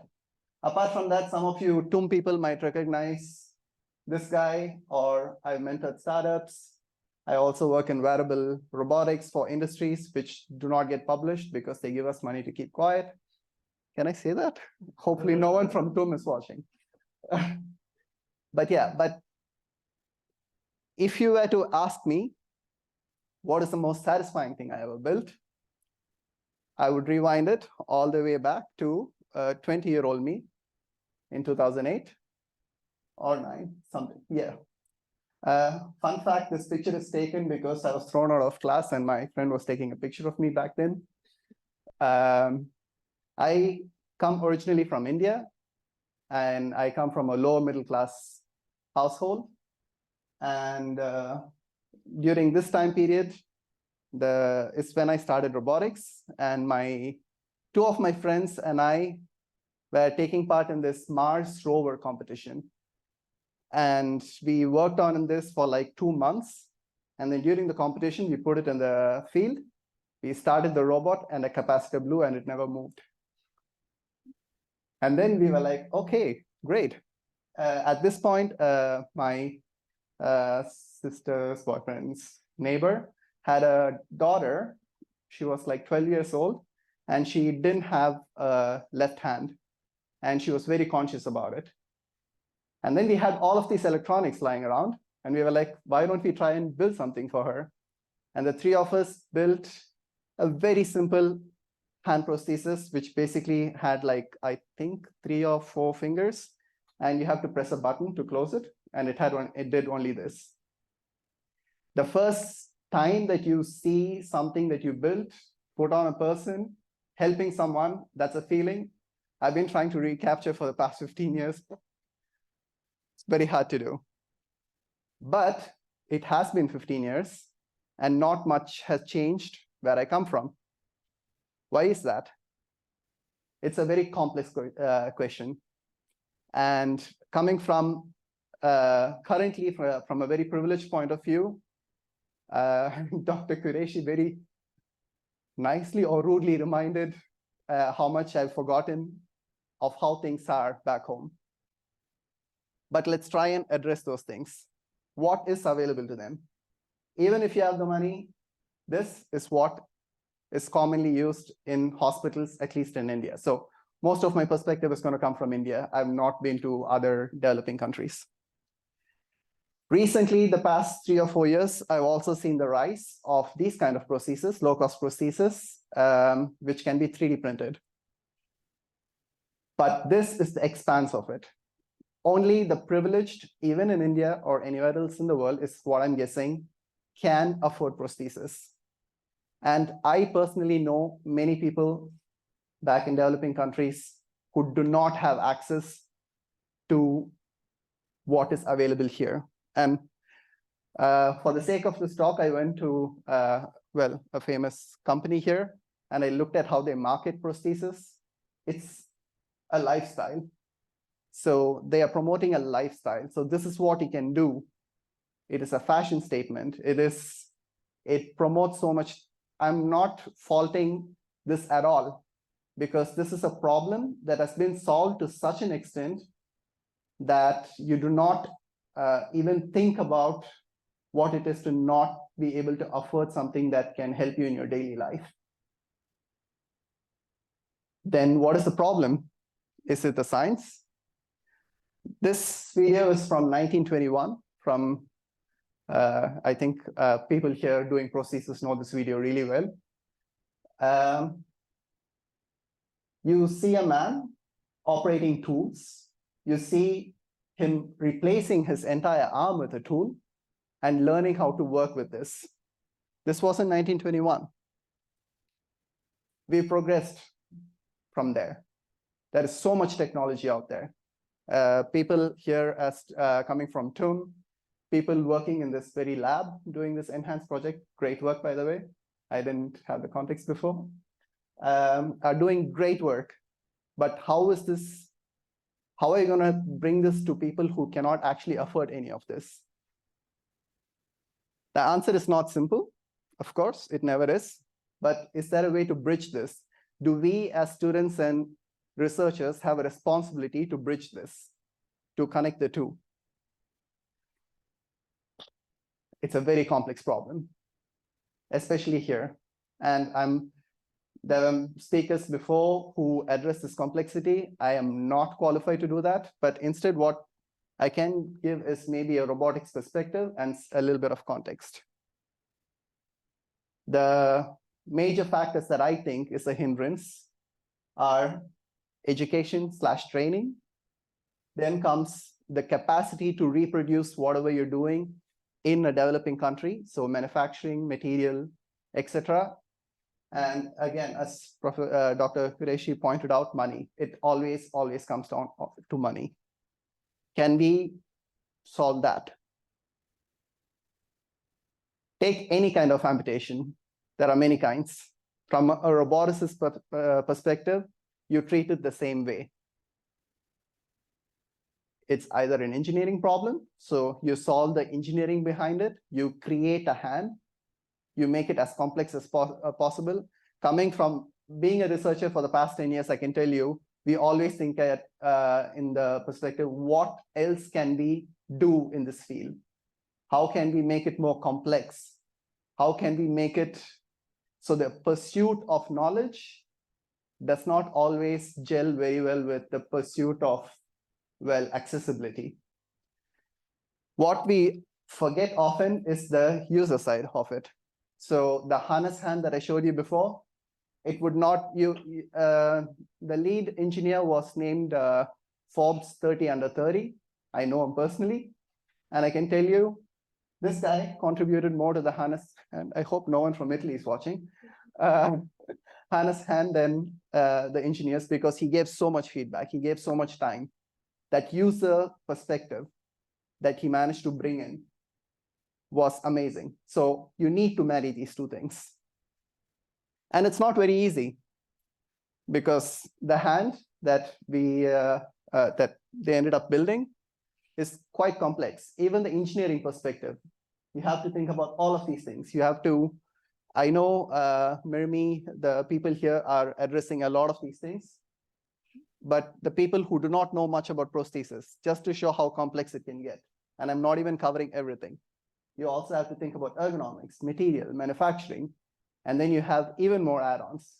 Human machine interactions, how can you program that into it?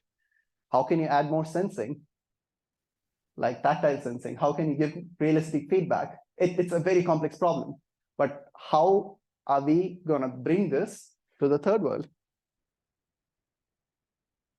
I think this is why I said it overlaps a lot with your talk also. Cost, manufacturing, training, material. This is the key things. The student group EnHands already is thinking a lot about this. I saw, that's why I said the perspective was missing. But this is what needs to be thought of from an engineer's perspective. When you're building hands, it always comes back to, can we source the material locally? Can we train people to reproduce this or improve upon this? Is the modeling that you're creating transferable over there? You need to always think about the context. The other part is, in developing countries, you don't need to worry about all the other complexity of getting things done, like healthcare policy, advocacy, stuff like this. Rather focus on what can be delivered to the person missing the hand or the leg. Finally, how I just wanted to close out the talk with some indications on how to approach it as a student. So how can we do it? Well, bring back the curiosity. Don't always think about a more complex hand, or so again, saying this in a room full of researchers might seem offensive, but don't always go back to your state-of-the-art literature and scroll through it and say, okay, that's what people have done, I'm going to do this next. Bring back the curiosity. Think like the 20-year-old Anand. I myself don't think like that anymore. And then think about some other perspectives like accessibility, or what the EnHands team did. Go on site and talk to the people who want to use it. The guy who hasn't had a hand for 20 years, how are you going to train him? He must have lived his entire life without a hand, and he must be doing things much better without a hand than with a hand that you're offering to him. Is there a different form that you can give to him that is more accessible to him? Talk to those people. And another thing that I may even request Amartya is to create a knowledge base. There is so much distributed knowledge that students, when they are stepping in, might be overwhelmed, but give them a starting point and show them what is available across there. And then finally, what do researchers and students, what do we do? I would suggest pick a niche. Dr. Qurashi showed a person climbing a wall, a tree. Maybe that is a niche. You can pick that use case and figure out what is the best form to give that to a person. Or be really good at, like, for example, Sonia and 3D printing sensors, because that could be something that is extremely effective. So pick your niche. And from having been an engineer for 15 years, only building stuff, I can tell you, every tool is not a hammer. 3D printing is not the only solution. Just maybe open up your perspectives and figure out what else is accessible to the developing countries out there, so that you can use that as inspiration to build something new. And then the last two is just be curious and have fun in the process, because once you move away from being a student, life is only going to put more and more constraints on you. Experiment, break stuff. TUM has enough money. Do the best job that you can with the resources they have. Thank you.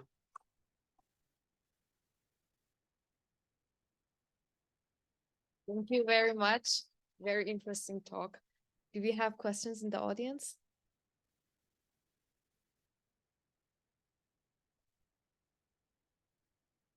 Okay, then let's, thank you very much. You can network in the networking session.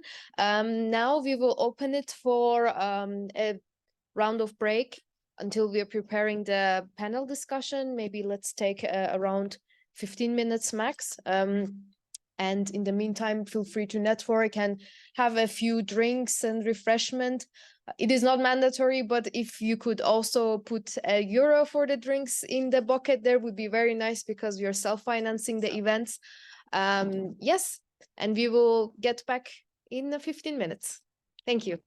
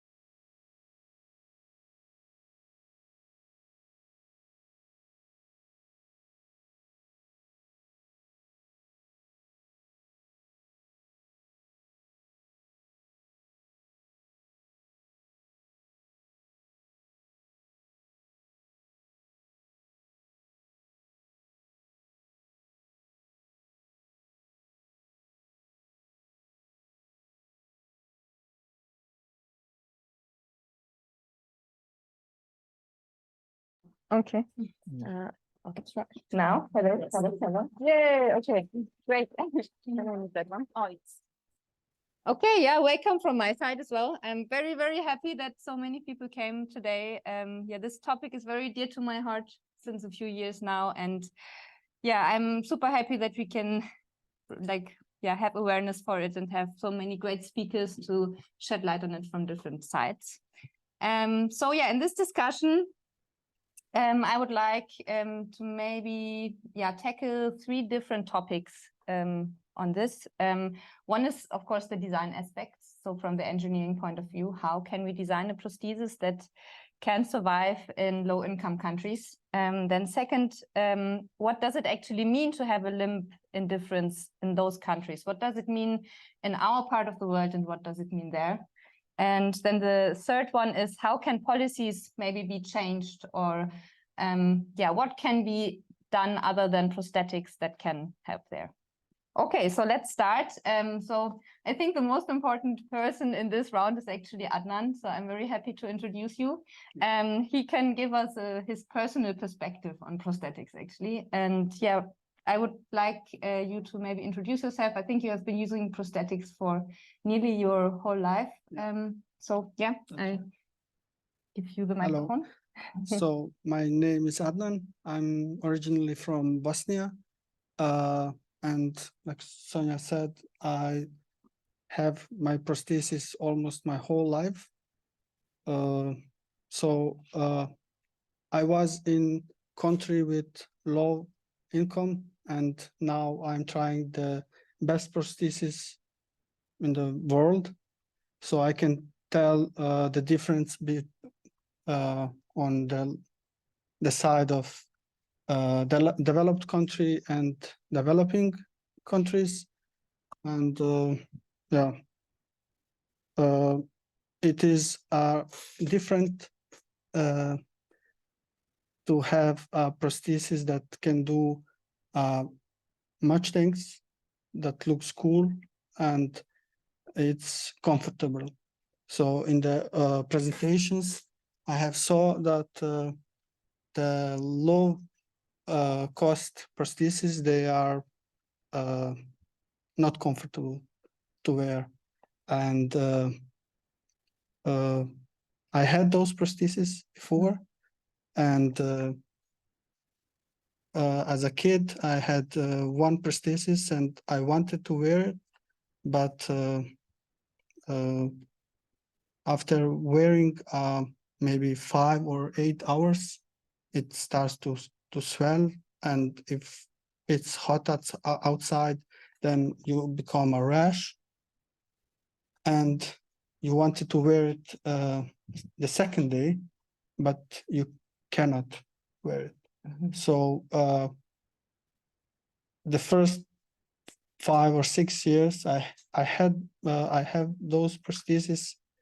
I wear it, but not very long time, because there is always the problem with comfort. So if you are not comfortable to wear it, it can cost $1 million. You will not wear it. Yeah, that makes total sense. I mean, that also fits in what Viquar said, I think, in the beginning of the discussion, that it's like a shoe in some way, right? I mean, a shoe that is not comfortable, you won't wear it. Right. So yeah, that needs to be one of the most important aspects, probably. Okay, so then I have a few more questions in that regard. So can you maybe describe what different kinds of prostheses you have used in your life? And what exactly were the differences that you experienced with those prosthetics? So the first one was just the cosmetic ones, like this one here. I wear it, I don't know, maybe 5 years. It was just cosmetic. So when you are a kid in a school of 500 other kids, you don't want to that someone points at you all the time. So if you have something like this, you can go to the crowd and you are invisible. So that's the that's why I wear it. So I couldn't do anything more with that prosthesis, but I could become invisible, for example. Then I become like this one.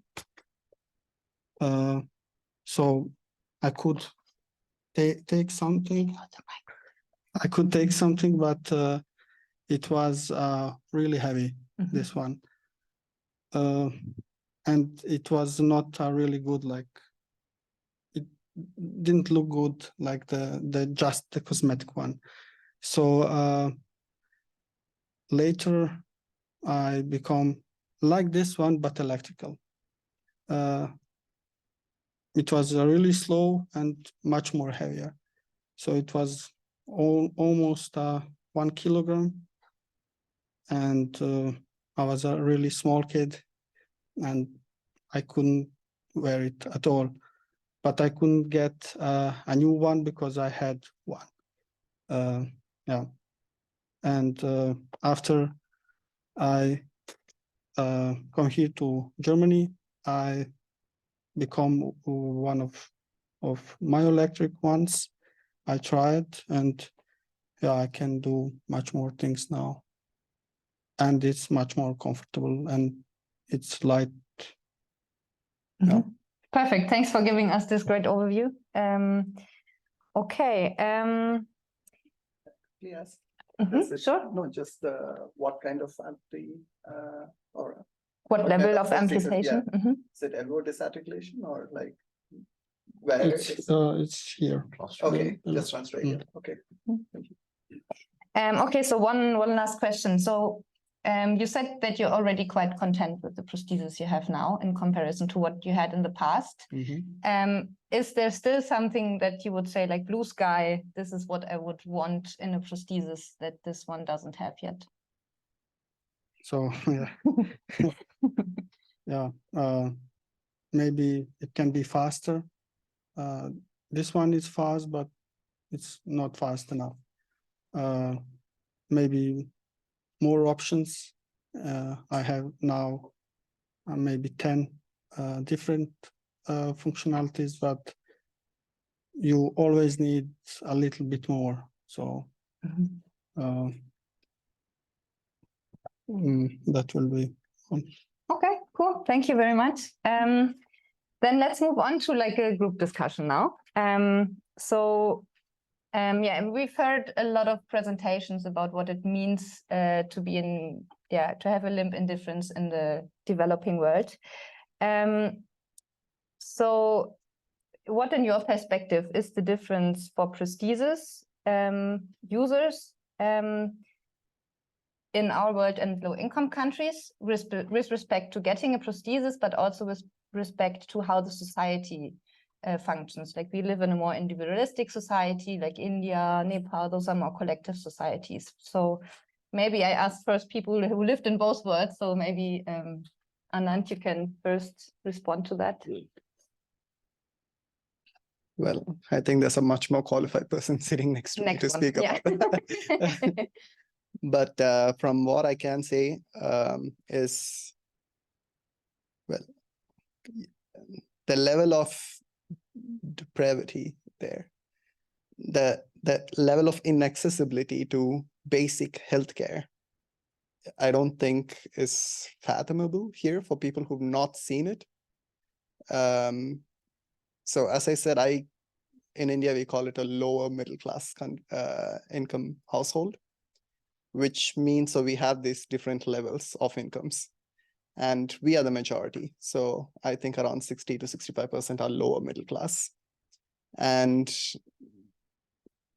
so the robot that I said I built that failed, for example, we had to apply to 3 different institutes to get, I think at that time it was like 30 euros for a student team to get money.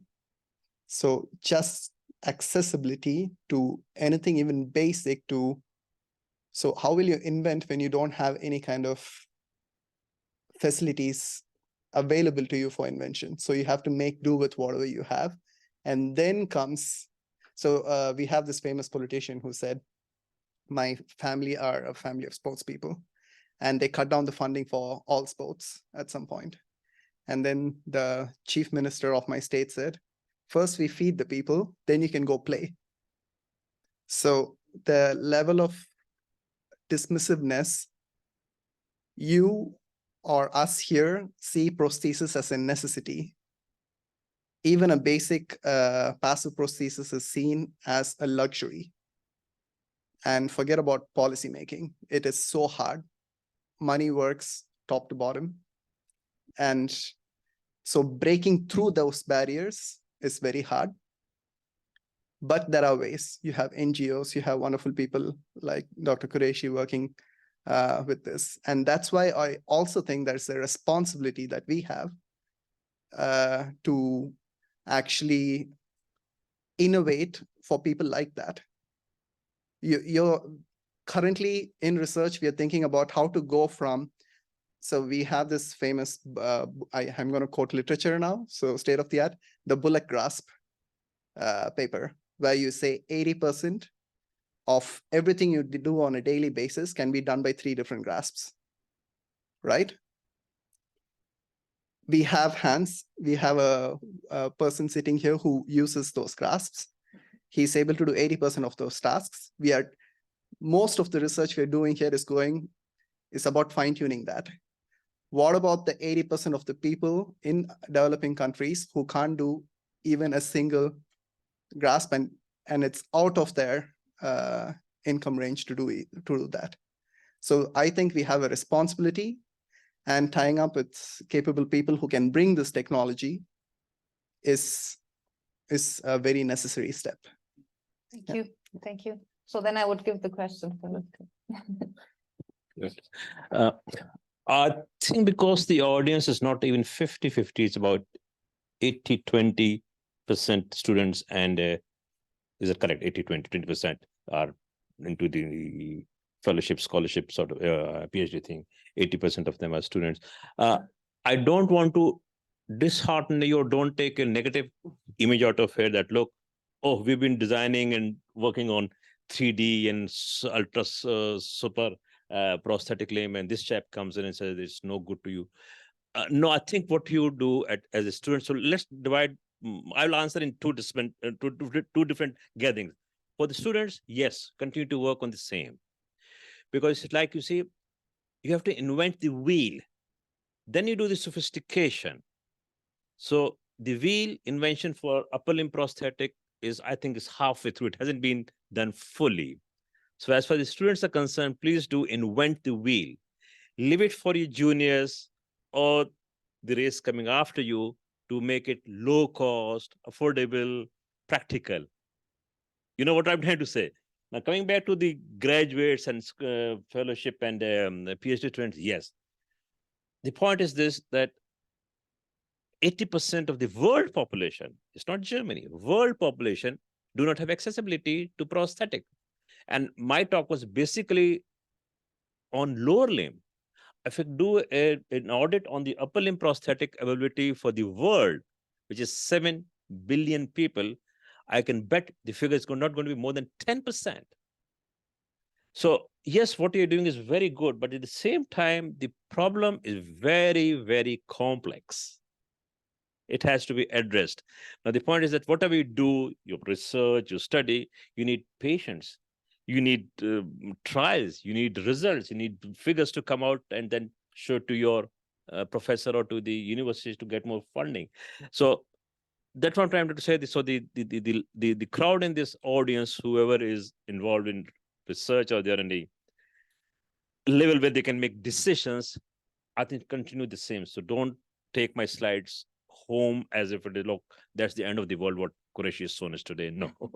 So you continue to work. But for the students, yes, there's loads and loads of work to be done. Invent the wheel first, then we come back and start addressing how can we make. Anand very correctly said, your phrase, I'm forgetting the phrase you said that, what was it? You said that we can find solutions, low-cost solutions as well from the high expensive end prosthesis.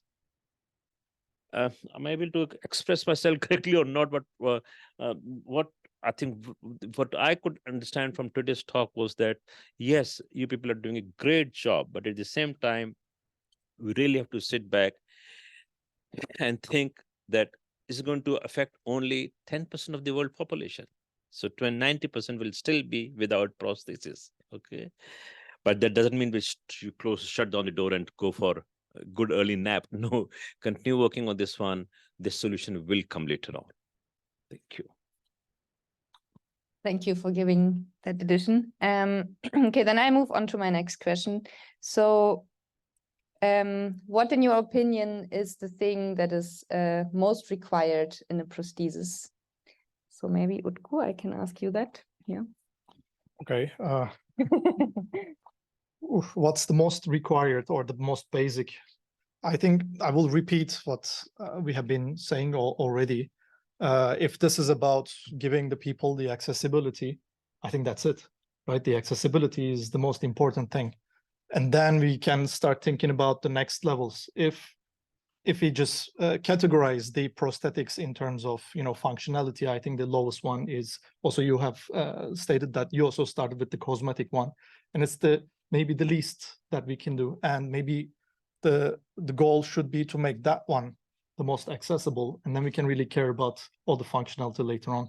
And this is not the job of an engineer or a scientist or a student only in engineering field, because we have been talking about that this is a complex problem that involves multiple scales. There are NGOs involved, policymakers involved. You could, I think, also contribute a lot if you work in that field as well.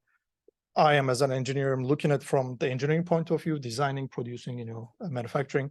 But it occurs to me that the solution is not only locally producing, but also using the wealth of the most developed countries to develop something there and then maybe export it. But that's not just sending somebody a post, right?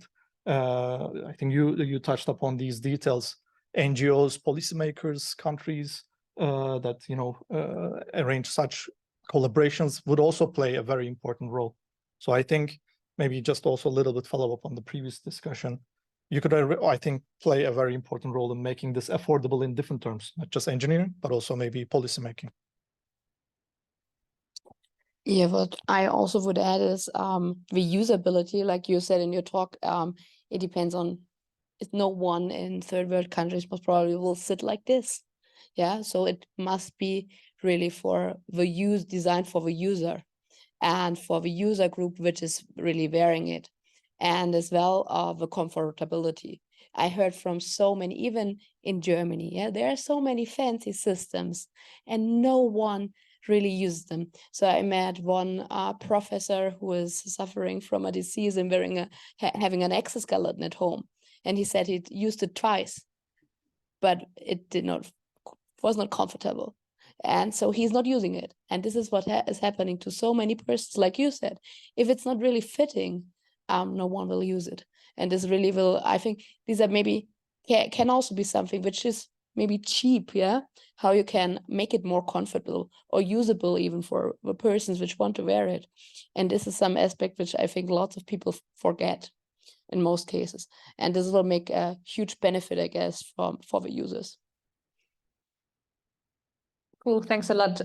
One addition, actually, so I also talked to another prosthesis user, and she was using her prosthesis in winter, but it's not isolated against cold. So you can imagine it's like wearing no glove in minus 15 degrees in Munich. So things like that are actually super simple to do, but maybe don't get looked at. Adnan, do you have something to add to that? Like, what for you is most important? So I said it's comfortability, so it need to be comfort. And if you, I go to work, I need to be there 8, 9. How it's said. So one shift, and you need to calculate, you need to go home, you need to take something with you. And if you are not comfortable in those working hours, you cannot do anything. If you have your shoe that's a little bit small, you will get that,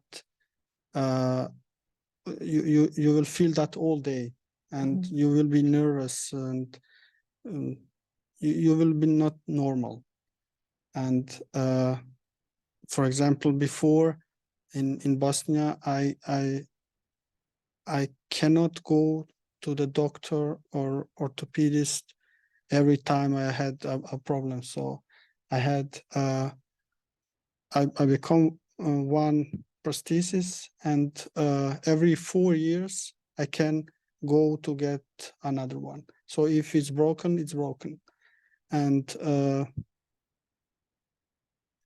here the things are a little bit different. You still need to go to the doctor. You need to get a prescription. You need to fill the forms, why you do that, and why the maintaining is needed. So it's not so easy to get covered for everything you've done with your prosthesis, even here.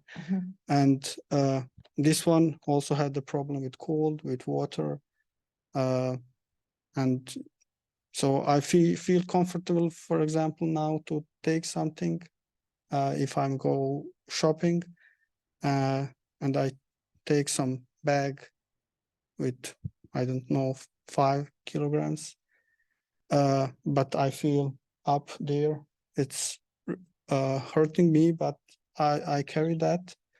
But next day, I cannot use the prosthesis anymore. Yeah. So it will be swollen. It will be. So this. So everybody talks about the part about moving, but very little talk is about upper part. And for me, that is the most. That is the part which is it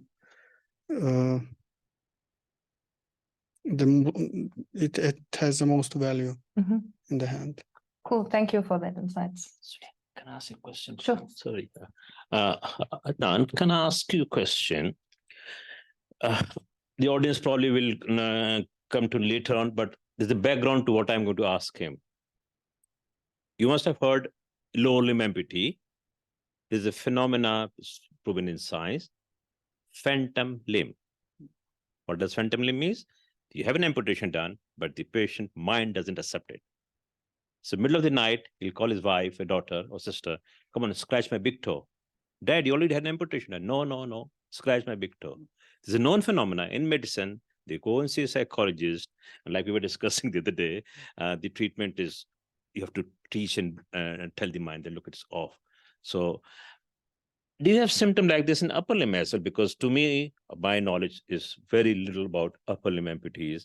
And the question for lower limb amputees is very common that, yes, they do have phantom limb symptoms. Do you have these symptoms that middle of the night you say, look, I'm missing my little finger, or no, you don't have it at all? Okay. I was wondering at some stage we should get a psychologist here as well to include in the panel. That's very important because just imagine yourself, your dad calls you middle of the night, so look, scratch my big toe because it's hurting, or trim the nail on the little toe. So phantom limb is a big issue. Thank you. That's Sure. So we had a project actually on phantom limb pain for upper limbs, and with VR. So normally you have a mirror therapy, which is a common one. And with the EMG bracelet, if you still have some muscles left after amputation, you still can move your virtual hand around. So we made a VR setup where you could had a kitchen where you could perform some tasks with your virtual hand. And we tested it in lots of hospitals, and it's now nearly product ready, that you can really use it for a phantom pain therapy for upper limbs. So this phenomena does exist. It exists, yeah. Great, cool. Okay, so how are we in time actually? Okay, so I will just ask 2 more questions, and then also the audience can ask some questions. So I would like to summarize for everybody here. What do you think are the core differences for prosthetics in our world and low-income countries? So maybe Viquar, you can start, and then the others. I think the core difference is that you people are driving BMW and Mercedes-Benz, and I'm still driving Czechoslovakia make Skoda, not the modern one. If anyone recollects from 70s Skoda, which is manual handling, manual gear, and manual. But should I tell you something? Like you said quite correctly, is least bothered whether it is £1 million or €1 million. What is bothered is the comfort. So I tell you, there will be patients coming to you. They say, I need an extension. I don't need a limb. I don't need the finger and the toes moving. I need an extension to just get things like this. And if you recollect those famous movies, the what do you call him? Uncle Hook, Uncle or something, right? So Captain Hook, yeah. So that's the difference. So I think we should come back and really talk to patients. It's very important. What are you looking at? We are spending millions on this thing, but we have had paid no attention to the suspension, how to get the limb attached to the stump. Anand, you can be a bit more on this one because yeah, okay. I think I did. Can you repeat the question? So the question was maybe like give a summary of what do you think are the core differences for prosthetics, maybe from the development point of view in our world to the local. Well, my information is 12 years old, but I have seen NGOs doing this, and almost everything is geared towards this open hands. So they have all of these open hand designs, which they try on some patients. They do a photo shoot and it's done. No one follows up. Even the hand that I built for that girl, she stopped using it after 2 months because it was way too heavy and she couldn't charge the battery. The battery back then was this big. She had to carry it in a backpack and all the wiring coming through it. But yeah. But usually they go for the cosmetic thing.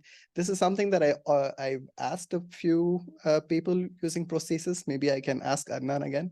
How much do you care about the look? Because from an engineer's perspective, I keep thinking, why do you need a hand? Because if you're a welder and if you cut off your hand, if you lose your hand in an accident, you're still a welder. You know how to do your job really well. Then do you need an accessory to do your job? Or is there a better form factor that you would be okay with as long as you get things done? For example, the hook. I know for a fact that in India, people use the hook more than the cosmetic hand because they can do way more things with it. They carry groceries, they can actually operate equipment, all of this with just a hook hand. And they would prefer that to a cosmetic hand if you have a job. On the flip side of it, people who've had accidents or who have who've had congenital cases where they never had a hand, they never were in that pipeline, so they couldn't even think of a job. As he said, they would beg, or they have a full-time care, or, which is very common in India at least, they are thrown in homes. So they are just discarded and someone else raises them using that money. And all of those people live all their lives without limbs. They don't even know what a prosthesis would be for them or what kind of change that can trigger in their life. So that is the core difference, because here you're taught, for example, if you have diabetes and you're about to lose a limb, you go through therapy, you learn to live a life. You can actually have sessions where they teach you limb loss before you go through the process.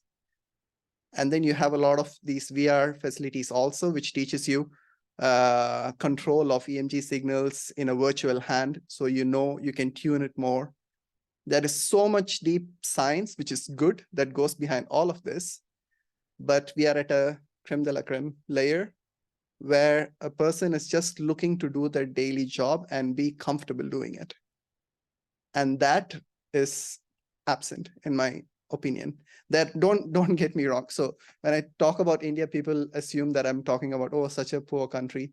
No, there are millionaires, billionaires who have very expensive hands.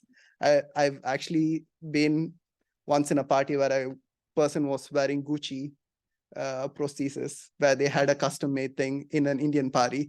So yes, that level of people are there, but that's maybe 1%, 0.01%, and the rest of them. So yes, there is a big difference, I would say. Yes. Yeah. Thank you. Thank you. So yeah, like I think that's a very important point that we can discuss maybe 1 or 2 more sentences on it, because like here in our society, people are very fine with wearing robotic looking prostheses. But as I have learned, and that's also what you have told me, is that people in low income countries actually want something which is super cosmetic, which just looks like a normal hand. So that they have the feeling that they're more included into society and don't have this stamp on them. Maybe a quick comment on that. Yeah. I think you did quite correctly. They need an extension.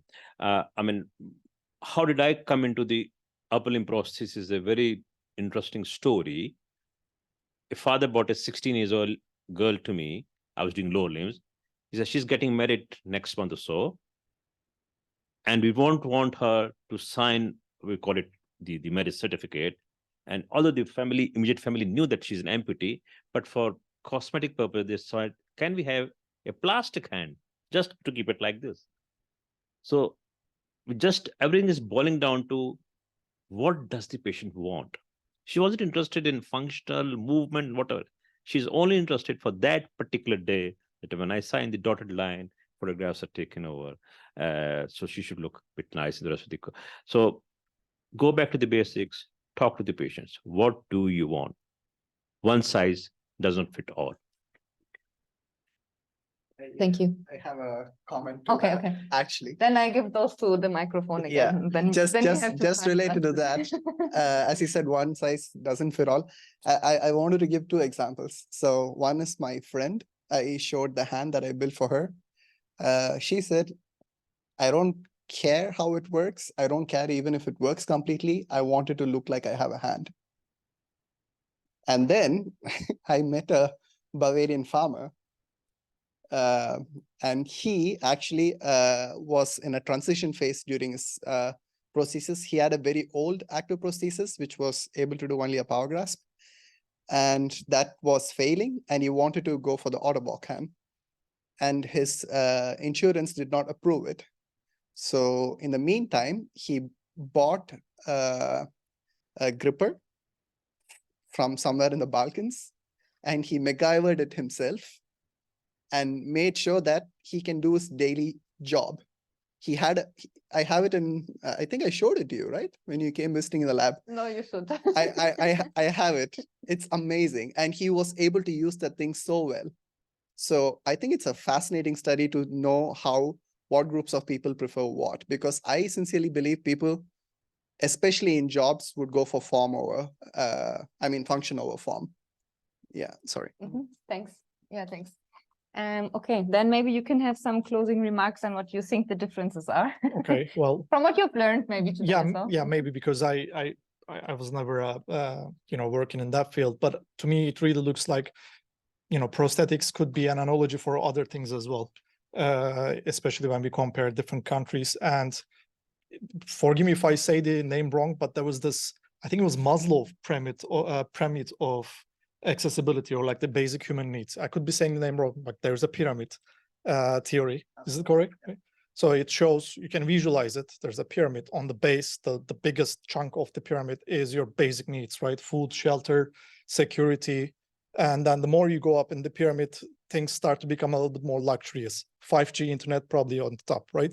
So to me, somewhere, debatable though, right? This is the point. For some, maybe at the top, for some, maybe at the bottom, right? Which I think in Norway, or a country from that region, they have included in the basic human rights, free internet. Yeah, exactly. Really? So it already shows that some countries have a different description or like different size of the pyramid. To me, it really looks like the prosthetics, even though I wholeheartedly believe that it should be on the base of the pyramid, because of the accessibility or other problems in the country, economics or whatever you name it.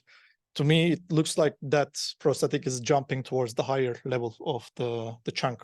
So I think prosthetics could be just one example, but we can, you know, populate examples in the same fashion. And that's all I can say about the difference, I guess. Thank you. So I would say one thing that everyone has in common, it should be usable for whatever you need. And if I'm here in a developed country and I want to can have 10 degrees of freedom or whatever, I'm happy about that. But I guess, and lots of people might even complain about that. That's, I think, a huge issue. Yeah, so I have a nice prosthesis which is working well, and there's still people complaining about it.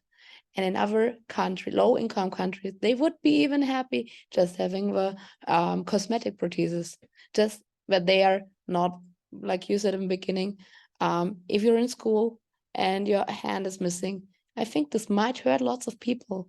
Yeah, and just this simple thing is something which I think in the developed world we should keep in mind. And this is a huge difference. We always want more, because we can afford it somehow. But there are people who don't have so much. And this is maybe enough. And we should let a little bit think more about these people. And instead of making whatever prosthesis and saying, I want to have that feature, that feature, that feature. It's nice for developing, but also think about the persons who would be happy about a maybe €1 prosthesis. Thank you very much. Okay, so I think we're way over time, so I'm not going to talk about policies. We have to do that another day, but I would like to open the stage. So who in the audience has a question for this panel? Okay, Chris. Yeah, because I have this there. Thank you. Yeah, thank you for this amazing discussion. So I have a question regarding the differences, another question regarding the differences between first world and third world countries. So we have heard that people here are abandoning their prosthetics. So they have these amazing things that can do a lot of things, but they're not using them. And personally, I've met 5 amputees, and Adnan is the only one that is using his prosthesis. So in our lab, we have lying around a prosthesis similar to this one. And that person just gave it to us and said, look, just you can play with it. I don't care. I've never used it. And it seems to me from the videos that I've seen here that the people in third world countries that get access to a prosthesis, even something that is made of a rain pipe, they really try to use it. And here we have heard that comfort is super important. And it's also something that I've seen in my research, that comfort is the most prevalent reason for prosthesis abandonment. And my question is now, what would be that reason in a third world country, and how important are the things that we think here are very important in other countries? So they are using what they have, they're trying to use it. And why are we not having this mentality? So maybe we can discuss this a little bit. I think we'll have the same answer. So. Yeah, but I mean, the question is pertaining to why in the West they're returning the prosthesis back to the lab. The best person to answer would be someone else, because I have no experience with the prosthesis. Like I said, I make them, but I sort of don't manufacture them to the extent that I do research. You people who work in the laboratory, so Sonia, I think you're the best person to answer to this one. Maybe give it to me, just prosthetics. Yeah, his question is very important. No, your question, no, don't get me wrong. Your question is very important, that why people in your place, you work so hard, so number of years of work on this one, and this gentleman walks in and then returns it back to you. The question is very important, that why, whereas third world, they're still happy with the drain pipe. The answer is, I don't think we should mix apple with oranges. Upper limb is orange, lower limb is apple. Okay, entirely different, entirely different. The way the patient thinks about it, the way he's going to use it. Upper limb, you can live without it quite comfortably for the rest of 72 odd years, like one of the slides we saw, isn't it? God has made the other hand so practical, and you start doing each and everything, even if it is left or right. But the lower limb is an issue. You can't jump or hop on the lower limb for the rest of your life. So probably that could answer to your question, is that lower limb is entirely different protocol here. Thank you. Yeah, who else is coming? I would extend that answer, saying that yes, lower limb is a lot more important, but in regards to device abandonment, just for some context here, I think I spoke to you about device abandonment when we spoke last time. Around 70% of all prosthesis users in the EU abandon their device. And the leading cause is weight. And the second leading cause is, if anyone can venture to take a guess, maybe Anand can confirm or deny, they say it gets too hot. Yeah. It gets too uncomfortable. I don't want to wear it anymore because it's just uncomfortable.